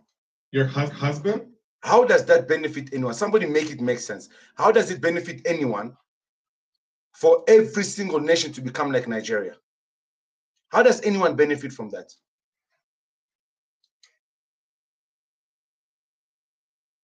They return to the, I can't see that emoji. I can't see the emoji. Guys, so the issue that we have right now, guys, noni for your business. Oh, none of your business. None of your business. I don't know what you mean by the show is over. They can't go back in their countries. They don't allow them to do what they are doing in SA. That's true. And you know who's allowing them to do what they're doing in SA? I'm going to show you guys now. Give me a second. I'm gonna show you guys exactly who's allowing them to do this masipa doing an essay. Give me a second, guys. I want to flip another screen here so you guys can see. Okay, guys, give me a second. I want to flip this screen because remember they crashed the other screen. So I'm on the second screen. Let me just flip the orientation for you guys, and then we'll continue our show on this computer. They can't hack this computer. Guys, for anyone that hacked that computer, try and hack this one, please. I just want to show you what will happen. Please try and hack this one. I'm very curious. Nonsense. Okay, guys, I'm just going to change the screen orientation for you guys. Guys, this is the problem we have in South Africa right now. This is the biggest issue we have in South Africa. Okay. Let me just do that. Listen to this nonsense that we have to deal with in this country. This is the Home Affairs. They are selling IDs, guys. The Home Affairs is literally selling IDs. Keep. So far, we are going to get help today. Even if it means somebody is calling a minister right now. I feel that with them chance. So far, so somebody better be called right now, or I'm gonna shut this whole place down. This time around, since I can see he called, yes, story, a problem, but because Galos is of Madam managers of Manabandaba Pete. Since 2018, Skitchmel ID, Pumela, I'm a manager of Home Affairs, on Kayakula. Right to a sick note, Cantona 7.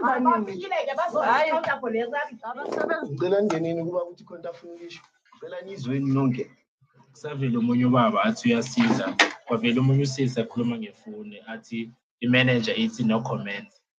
Okay, uba no show njalo thanga comment. Akaletha manager for me man. Ila kwacala khona ubhuti Mdlalo se wakwata kakhulu because lo babe ngathi uyasinceda. Please utshela abantu ukuthi banga comment. Would you be happy if this was your child? Would you be happy if this was your child? You wouldn't be happy with no comment. No comment. You don't even know how we are. Guys, that's literally the Home Affairs. That's a Home Affairs. They went to a Home Affairs and they found them selling South African IDs to Nigerians. Selling South African IDs to Nigerians. Ash, my friend. Are we in trouble? Guys, we're in trouble. Selling South African IDs to Nigerians. That's what I was showing you guys just now. Selling South African IDs to Nigerians. Now, let me show you guys where our big problem is that we are not understanding. This is where our biggest issue is. These people are our problem. That's why you see they are happy to have these people in power. You see these people, guys, these Muzungus, these people are the problem in SA. Are you reading that caption? Minister of Home Affairs wants to improve work visas for foreigners with skills. What skills do foreigners have that South Africans don't have?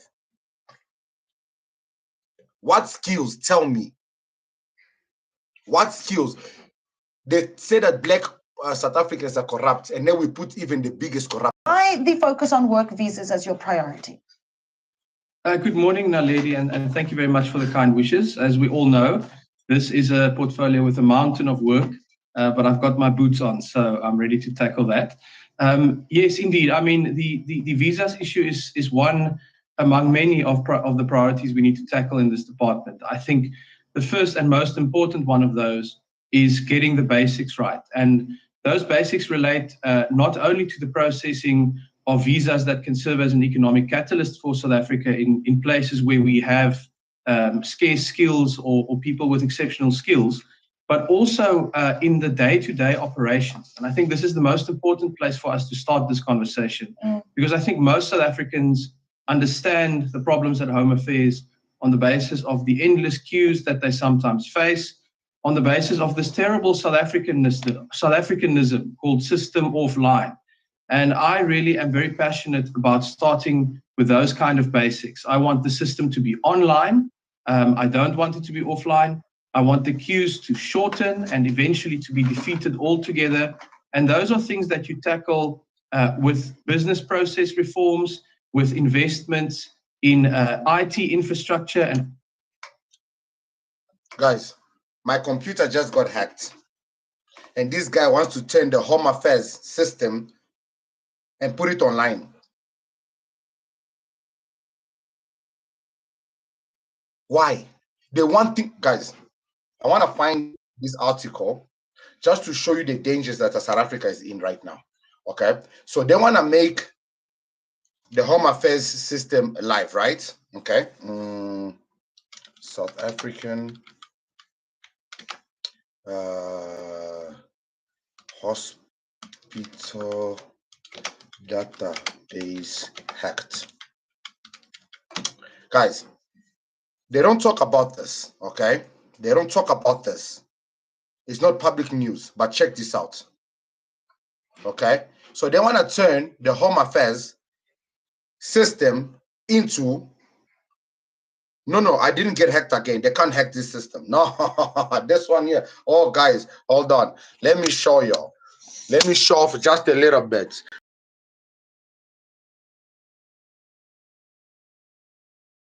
They cannot hack. Look at that baby. Oh, they can't hack this baby, guys. Oh, they can't hack this baby. This baby here, solid. This baby is solid. They can't hack that baby. Come on now. Nah, we got systems they can't hack. That system is solid. It's more solid than a bank system. We are big shit. Guys, I want to show you guys how much trouble we're in, okay? Check this out. So they want to turn this into, I'm going to play a video from Carte Blanche. Hey everyone, ever get hit with surprise fees from your API tool after building tons of data? So annoying, right? We live in the digital age, dictating how we run our homes, businesses, and even our health systems. It's all very convenient and efficient, but in the shadows lurk increasingly sophisticated hackers intent on disruption and confusion. 6 weeks ago, the backbone of our healthcare system, the National Health Laboratory Service, came under attack. Without warning, destructive ransomware breached the service's IT systems and infrastructure. It's likely the hackers wanted money in return for restoring the system, leaving doctors around the country scrambling to access patient medical records and test results and battling to diagnose new cases. And as Erin found out, it isn't over yet. Well, bad guys, please don't test their patients. We should warn everyone about the danger. If that data leaks, I don't know what can happen to the company. A spine-chilling message with potentially fatal consequences. This is probably the first time a cyber attack has led to the deaths, albeit indirectly, of South African citizens. Triggering an unprecedented crisis in our health system. I thought COVID was a nightmare, but this has been a completely different nightmare. It was about just after 10 one night. I got a call, and this guy with a very thick Eastern European accent, speaking very fast. If that data leaks, I don't know what can happen to the company. Guys, did you hear that the scammer that hacked was an Eastern European? Did you see the scammer that hacked was an East European?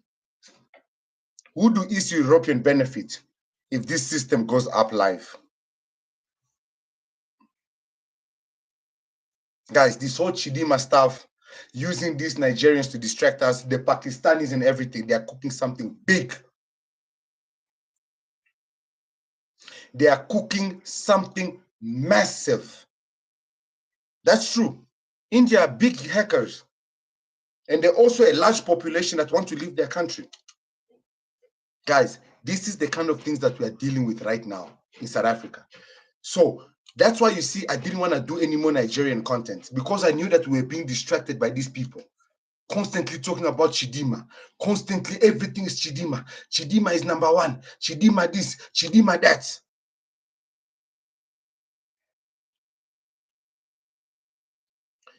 If Nigeria is the giant of Africa, let's see how they don't even, guys, Nigeria is nothing. They are not even recognized in the world. They just make noise here in Africa. They just make noise here in Africa.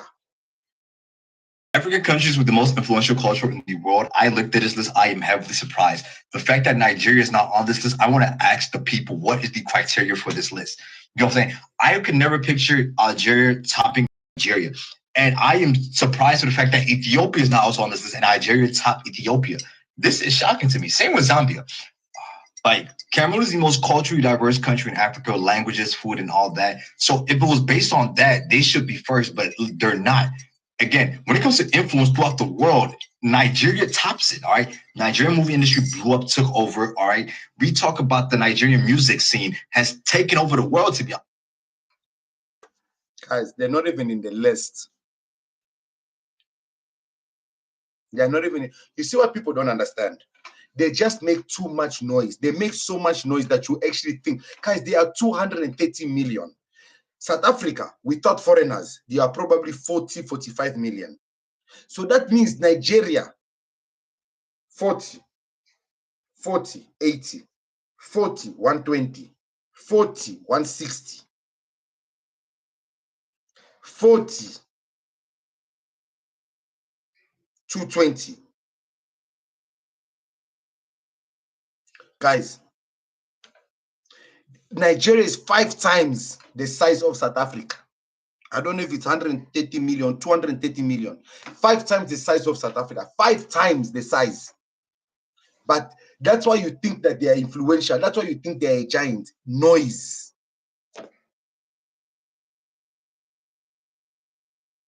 The dog that barks the most bites the least. Exactly.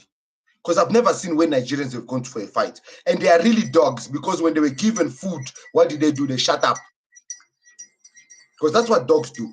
If I come to your house and you've got a naughty dog and I throw food at that dog, the dog is going to shut up. That's why Tinubus was like, oh, you guys are barking. Bamba rice. Oh, sorry, Nigerians. In South Africa, we have coffee. We don't just eat rice and suffer. We have coffee in South Africa. Like right now, you see, I was eating pap and chicken. It still smells nice. This is a chicken breast. Not a dog breast, but a chicken breast. See the pap, the oil is still leaking on it because it's still juicy. We do not only suffering here eating rice. Your counting just gave me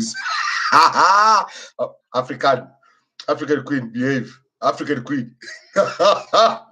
Yo, African guys, behave. Guys, I'm sorry. It's not my fault. I've been in South Africa for too long. You guys decided to re-software me. You put a new software in me. I don't know if it was a Zulu software or a Xhosa software or a mixture. Okay? Something happens when I start talking. You know, guys, the data bundle starts depleting.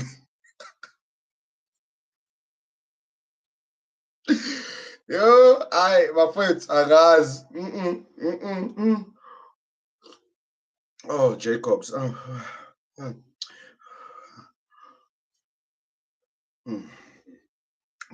didn't want to take bread because they'll say I'm showing off. Guys, I don't know, man. Guys, I have so much receipts on these computers. I've done my research.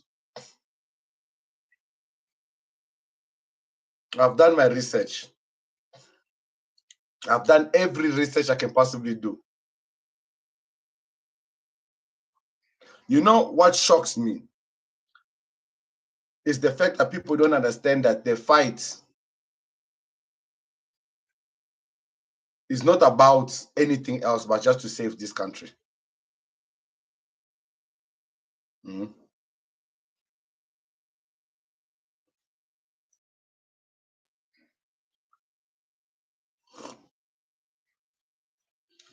nationality South African Nigerian. There is no nationality such as South African Nigerian.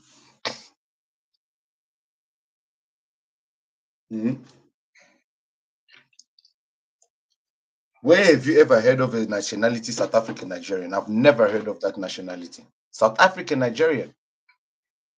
Where? From where? From which province, guys? South African Nigerian, from which province?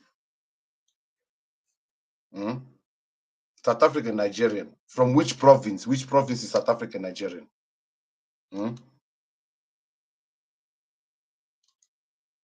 From which province? Guys, I'm asking you guys questions now. From which province is South African Nigerian?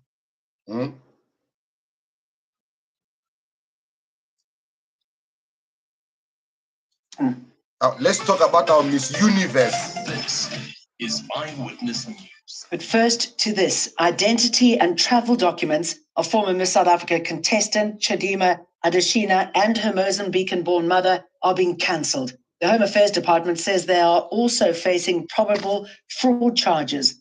Adeshina's case reached Parliament in August when the public questioned her heritage and nationality after she became a finalist in the Miss South Africa pageant. She travelled with her mum to Nigeria last month, where she won the Miss Universe Nigeria pageant. We couldn't find trace on the passport that she has been using to come to South Africa from Mozambique. That went down to an incredibly emotional day. Guys, they couldn't find a passport or any movement that the mother made to enter South Africa.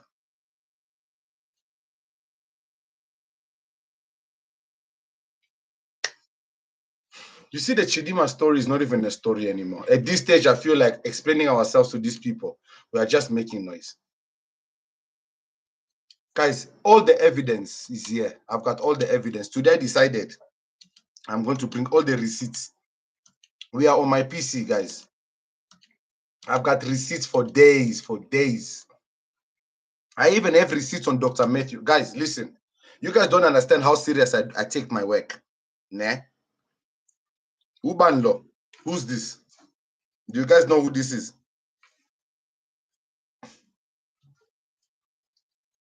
You guys know who this is? I was arrested for the charges that the Department of Health opened. Yeah. What did you apply for? I applied for medicine. Yes. Usually apply for medicine. My grades were math, science, and all of that. How are you guys? My grades were good. My grades were good. Like my mom just loved education. So That's Dr. Matthew Bafwit. Our Dr. Matthew, the original TikTok doctor. I do research. I got content to bring you guys.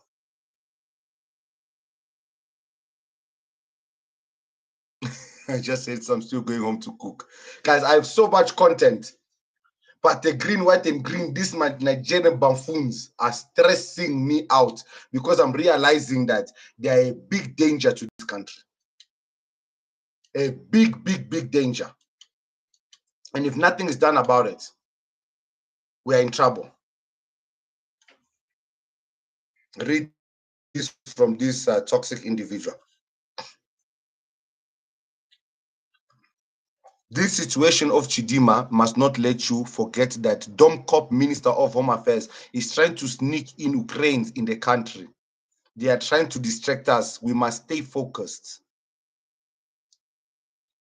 You see, Azani, you are saying you remember, you think you remember him. And this is what they do. They used Dr. Matthew's story to also distract us back then. You know when the Dr. Matthew story started? What was happening when the Dr. Matthew story started? Was there no mass deportation of Zimbabweans happening during the Dr. Matthew story? And they distracted us. They took us off that focus. Guys, this is the tactics that they use. This is the tactics that they use to distract us. They start bringing you unnecessary, non-sensitive stories. And when now you go there, you get distracted, you forget that, hey, Baba, the country is being sold. to flesh out what the recent move by the Department of Home Affairs may mean for Adesina and her mother. I'm now joined by immigration lawyer Stephanie de Saude Darbandi. Stephanie, a very good afternoon to you. Thanks very much for your time. I don't know where to begin because I mean already she's off to Mexico to represent Nigeria and has already declared that her blood is green and white. But nevertheless, let's talk about the implications of what Home Affairs has told us, that it's going to withdraw her and her mother's identity documents and passports. Good afternoon, Boya. So yes, I think one of the reasons that, I mean, we don't know that whether we heard from the minister that Chidima and her mother was given an option and the time to respond as to why their documents shouldn't be withdrawn. And when the department says their documents being withdrawn, it obviously must mean that they're cancelling the citizenship status, and as a result, the ID and the passport will be cancelled and withdrawn. We don't know the time frame that they were given. We don't know if they've received the notice, especially considering that she's traveling. And I think, you know, if you read the interviews with Chidima over the past few months, I think she's been quite open saying that although she feels that she is South African, although she considers herself to be South African, she doesn't feel loved by South Africa, which I think was one of the reasons she accepted the offer to represent Nigeria and is still representing Nigeria. But it is an interesting case because, again, you know, when you read these interviews, she says her mother was born and raised in South Africa and her mother's family, in fact, still live in Soweto. And then we find out that the department found out that shortly before her birth, there was some alleged fraudulent activities which resulted in the mother gaining a citizenship status. So, you know, we don't know what the status was before that. We don't know what the mother's status was up until then, considering that she was born here. Because if the mother was born in South Africa to a South African family, she was born a South African, which apparently doesn't seem to be the case by the fact that they're saying she only acquired citizenship before Chidima's birth. But if, you know, Chidima and her mom's citizenship status are withdrawn, then it just means that they're no longer South African citizens and no longer have the privileges they once had as South African citizens. Yeah, it is a bit tricky. It's a bit complicated. We have to work on assumptions and presumptions. Let's just say, for the purposes of this conversation, fraud was committed on the part of maybe parents or grandparents, but she was born here, found herself here. What would the law, and forgetting a bit about the drama, how this whole thing, you know, came about, the beauty contest, and then what follows and how she feels unloved.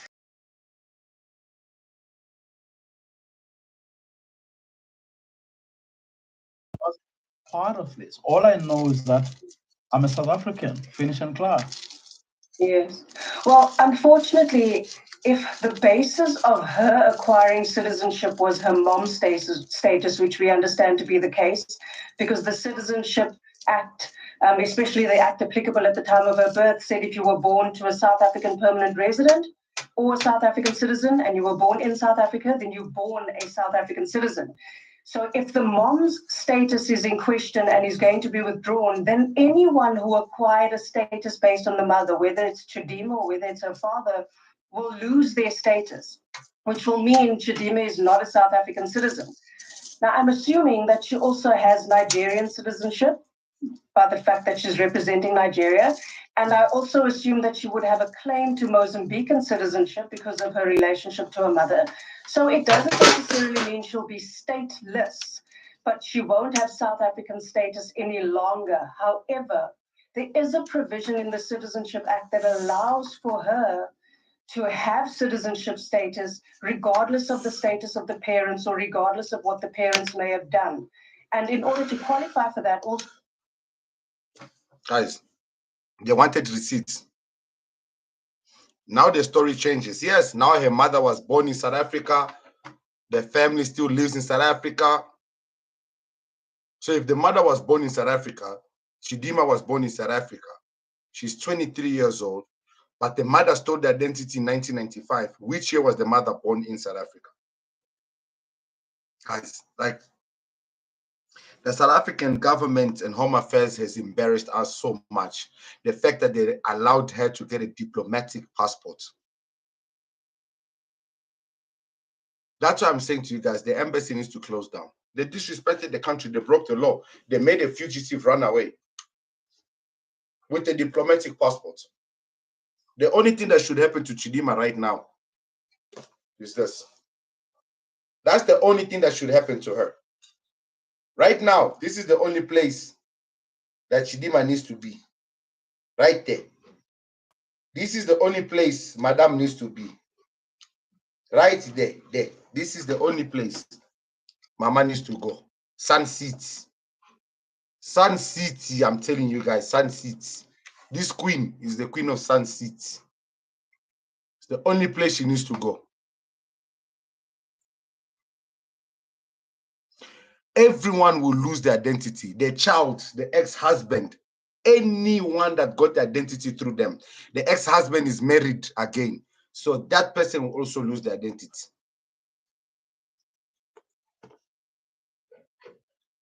Sun City Baffoit. She said she was born in South Africa. She was born in South Africa in Marabastad. That's where she was born. The lies, guys, when I tell you the lies. The lies. The lies. So this girl now is proud. She's a proud Nigerian. This is the country she's claiming she's proud of now.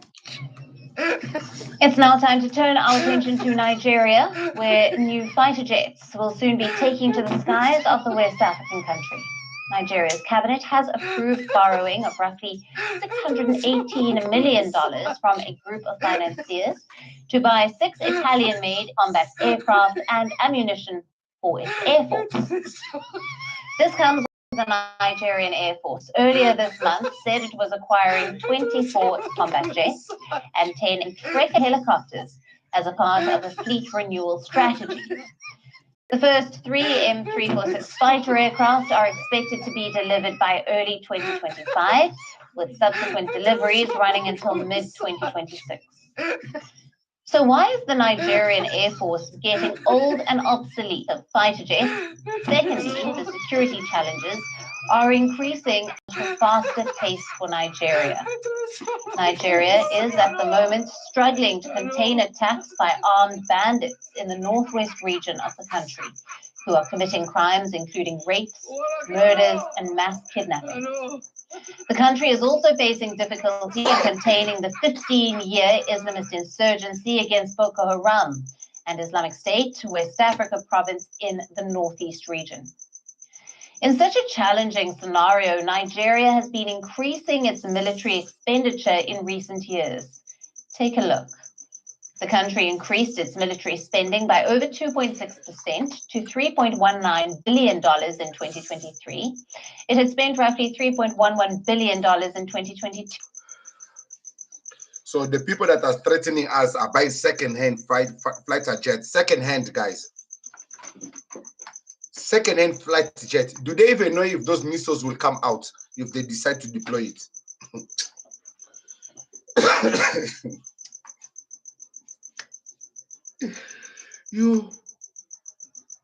Oh, Uncle P, you are talking nonsense. You don't know what you're talking about. Here's the receipts. Old and obsolete. You heard it. So when they are threatening South Africans, so how many people are they going to put in each jet? Can that jet even take more than one person?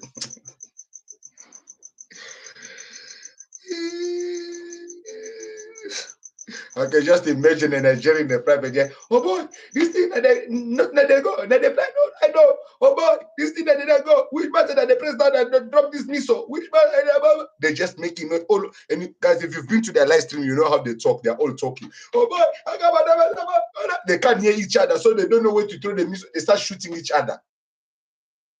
Oh boy, they point the missile wrong way now. They don't even know that they have not yet left Nigeria. They already start throwing missiles. Because they have no, guys, if you've ever been to their live stream, they have no communication skills. None whatsoever. So how would they come together, organize each other to attack a country? You know, sometimes when somebody's threatening you, it's like when a child is threatening you. It's like when a child is threatening you. Like, I can see the Nigerians have joined. Do you guys get free data from 11 p.m. asking me if you're okay? African Queen, good night, my mamas. Guys, I know we all have work tomorrow. I just wanted to let you guys know that, I'm tired. I was inspired by what Julius Malema had done today. Guys, if you haven't watched the stream, please go watch the stream. I believe the stream is a couple of hours. I don't know why it's only saying 7 minutes, but the stream has been going on for over a few hours now. Please watch it tomorrow on your free time. Tinubu just pocketed funds. Exactly. Tinubu pocketed those funds. Please go watch the stream, guys. I don't know why my stream cut, but I can see here the stream cut and then reposted itself. But no wahala. As long as you guys are able to watch the stream later on, I'm happy. But I love you guys. Thank you for the support. Give me one pilot that is employed outside Nigeria. There is a reason for that. Exactly, Nell. Exactly. Guys, I'm going to do a video on the Julius Malema tomorrow. I've got a video on the GNU that is also coming up with all these things that they are doing. I'm going to break down Toys R Us jets. Your room looks like a shack. This is not my room, my man. Guys, let me give you guys a tour of my house. Since this person wants to say my room looks like a shack, I want to do you guys a favor and give you a tour of my house. Give me a second. My room looks like a shack. So guys, this is actually my office, which I'm renovating, okay? The person that says my room looks like a shack, I'm about to leave my room. So if you look on the other side, that's my theater room. That's where my cinema is, okay? This is my second living room, which I'm building. As you can see, it still has the unbuilt roof. If you look on the other side of my wall, where you can see those lights, that's where my garage is. If you look on the opposite side where there's lights, that's where my swimming pool and my gym is. That is where my bar area is. Since my house looks like a shack, let me let you know. This is my living room. I don't think your mother's living room looks like this big. This is the entrance of my house, which has a skyline. That's my main door, which takes you to the bar area. I was on the opposite side. This is my fucking living room. What you talking about a shack? That is the outside of my house where I have a few cottages, 6 cottages to be exact. I live in the shack. Hold the fuck up. That's my kitchen. That's my dining room, which takes me to the other side of my main bedroom. Okay, I live in a shack. This is my daughter's room. They are sleeping. You walk this way. This is my son's room. He's sleeping. You've got the laundry room and the bathroom. Then you walk into my main bedroom. Okay, so you've got my bathroom, my walk-in closet, my main bedroom, and then you've got my woman's makeup room. Then you go outside. I've got a beautiful veranda on the outside, which is, ooh, Uncle P, you live in a shack. You live in a shack. Sorry, guys, I have to whisper because my kids are sleeping. You are looking for more reasons. What do you mean one light? That is a light. That is a light. One light. You think this is Nigeria? I don't use generator. That is a light. We don't use generators in South Africa. You fucking piece of shit. That is a light. Can you see how many lights are on? You want me to switch them on, all of them, so you know that we don't use generators in South Africa. You fucking piece of shit. This is called a chandelier, okay? This is not a light. This is called a chandelier, if you don't know. Chandelier, okay? Should I take you outside my property to show you the cottages and everything else? My nigga, listen.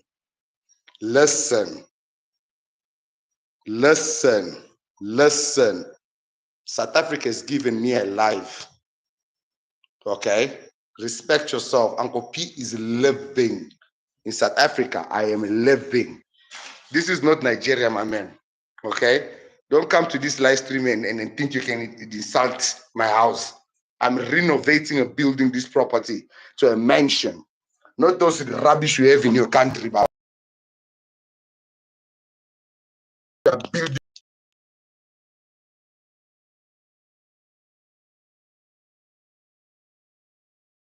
Yeah, that's why we are fighting for this country.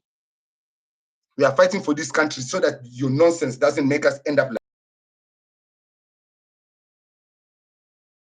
fighting for this country so that I don't end up, this country doesn't end up, now that my house is going to be stuck like this because I can't finish it because you people have destroyed this country. Your room. You see, because you only know about rooms, that's why you're here. This message was withheld. And liking South African essays that will never make you. I don't want to be a South African. I don't want to be a South African. I'm an Angolan that lives in South Africa and respects the law of South Africa. That's who I am. I am an Angolan. Let me show you something, Baba.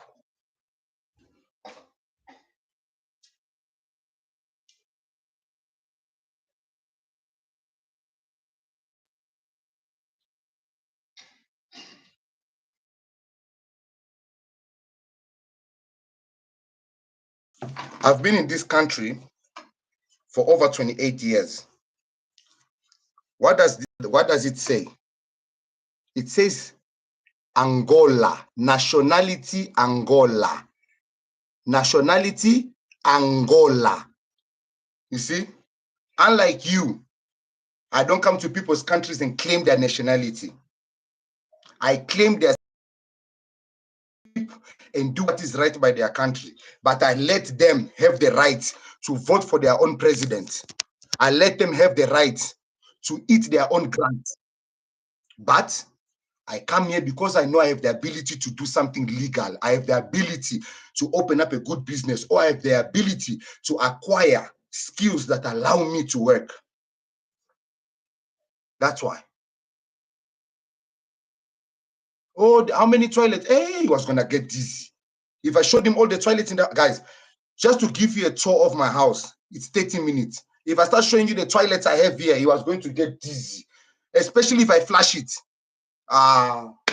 Guys, he sees how the water rotates. He's gonna think I'm wasting water. Look at you. You don't even know how to save water. 10 by. I love you. Thank you for joining.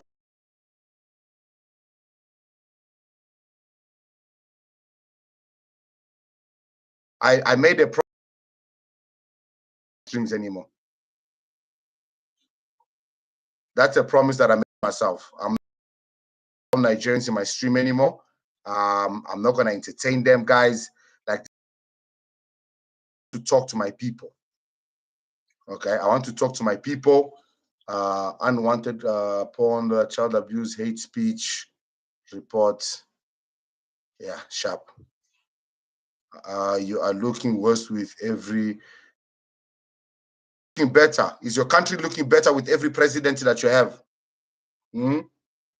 Is your country looking better with every president that you have? Tell me. You see the problem with these people, guys? They'll come here and troll. Okay? They'll come here and troll, but they don't care about what is happening in their country. Tinubu is showing them flames, but right now, while he's sitting there hearing the noise of the generator, he's on his phone there, and he's sweating because it's hot in that country. Let me check what's happening in Nigeria right now. Give me a second. Let me go on my computer. Let me go on my computer. Nigeria, right, Google satellite. Because these people, they think we can't see their country. Let's see what's happening in Nigeria right now. They think we can't see their country using Google satellite.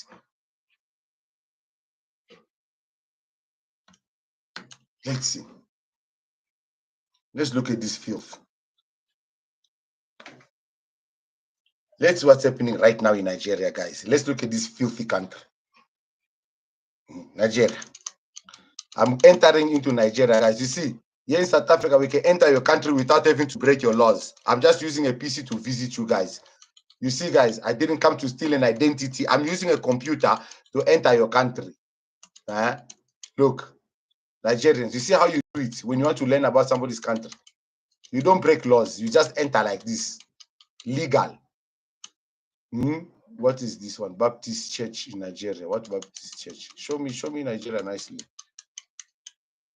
Show me this our country.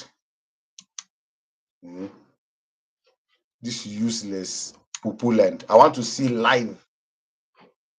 I want to see the liveness of this country, guys. I want to see them shitting. I bet you we're gonna spot a Nigerian taking a shit.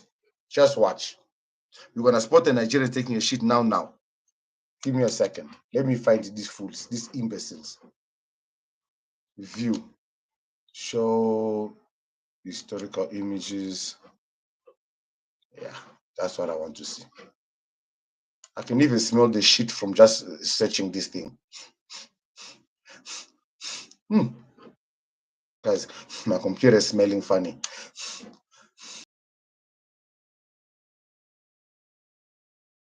Yo.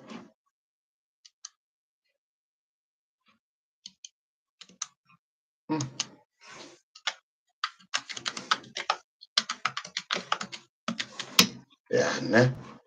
These people, my guys. What is there about this country? Zoom in Nigeria, Google Map, logos. My goodness. $200, 106 tracking map.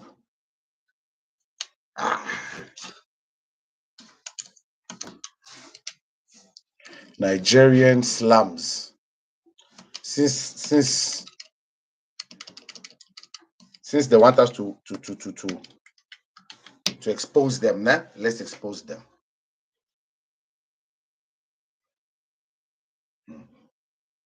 Let's expose them. They want to be exposed. Let me help them. Me, I'm not using data, guys. I've got fiber. This is not data. This is fiber. Well, you had some members of the Bola Tinubu cabinet. Of course, they are bearing their minds. But the question will be that what are the plans of the protesters? Mr. Ebu Oluwadegboro, one of the lawyers to some of the organizers of the protest, come out to counsel the police, security agencies, the protesters, and the government. Okay, do you want me to check their beaches? Okay, give me a second, guys. Let's check Nigerian beaches. Those who are planning the protest should reduce it from the 10 days they planned initially to 1 day. But a lot of people have been talking about the federal government, the decision. Let's go, Nigerian beaches. Let's speak with one of the governors tonight. I'm being joined by the governor of Nasarawa State, His Excellency, Governor Abdullah Sule, who joins us actually from Lafia, the capital of Nasarawa. Thank you so much, Your Excellency, for joining us tonight. Let's go, Nigerian beaches, guys. There we go. Let's play the first video that comes up. My Chidima can't even go swim in our beach because my citizens poop all over. Not only you, but your grandchildren be ready. Or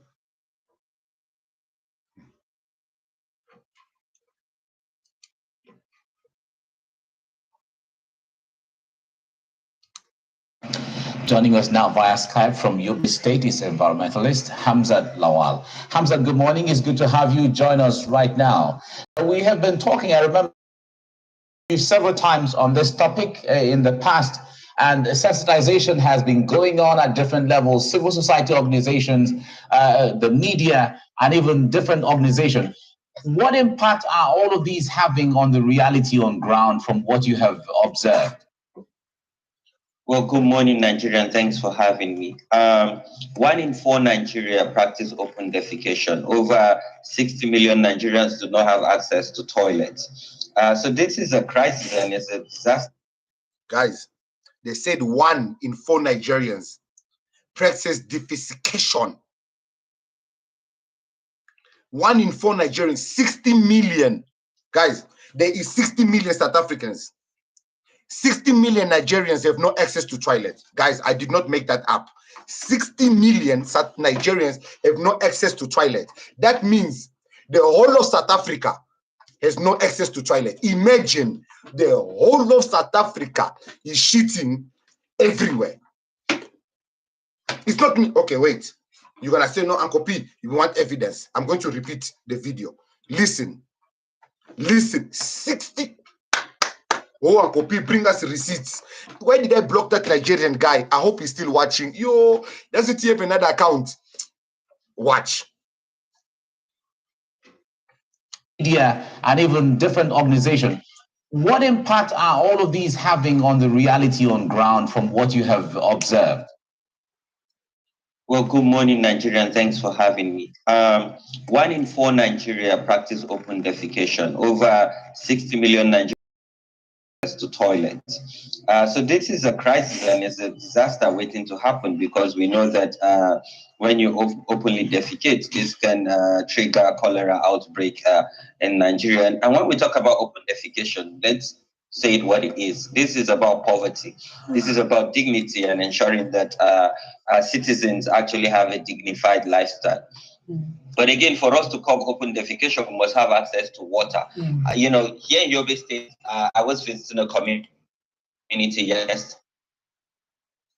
That the only access to water is a stream, and that same stream is when they openly defecate, they go and wash their hands and also clean up. So what that's Guys, did you hear what I heard? Guys, did you hear what I heard? They said there's a community where the same water where they shit in is the same place where they go to wash their hands. No, man.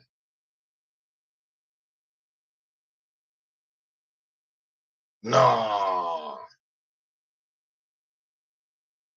No, guys, I understand.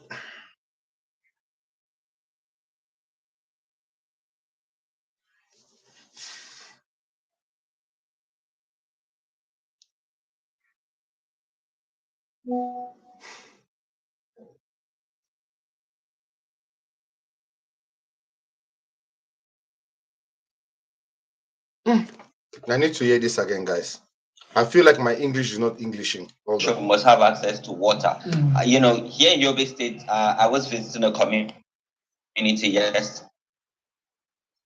That the only access to water is a stream, and that same stream is when they openly defecate, they go and wash their hands and also clean up. So what that's So the same place where they take a shit is where they wash themselves, their clothes. When I told you guys the reason their heads are big and everything is big, it's not because they are gifted. They are sick, guys. When God made this, he made it normal. Theirs is abnormal because they are sick. It's infected.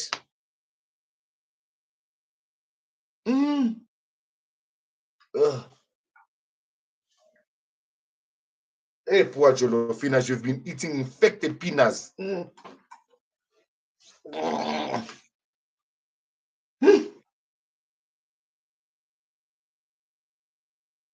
Guys, I'm not making this shit up, because people are always coming here, Uncle P, where's the receipts? I'm not making this shit up.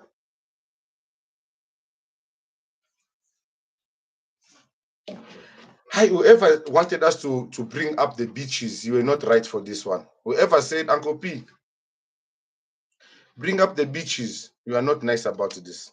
Whatever you move, new extreme passion. This is the longest and most beautiful beach in Lagos, Nigeria's commercial capital. Guys, keep in mind, this is the most beautiful beach in Nigeria. The most beautiful and the longest beach in Nigeria.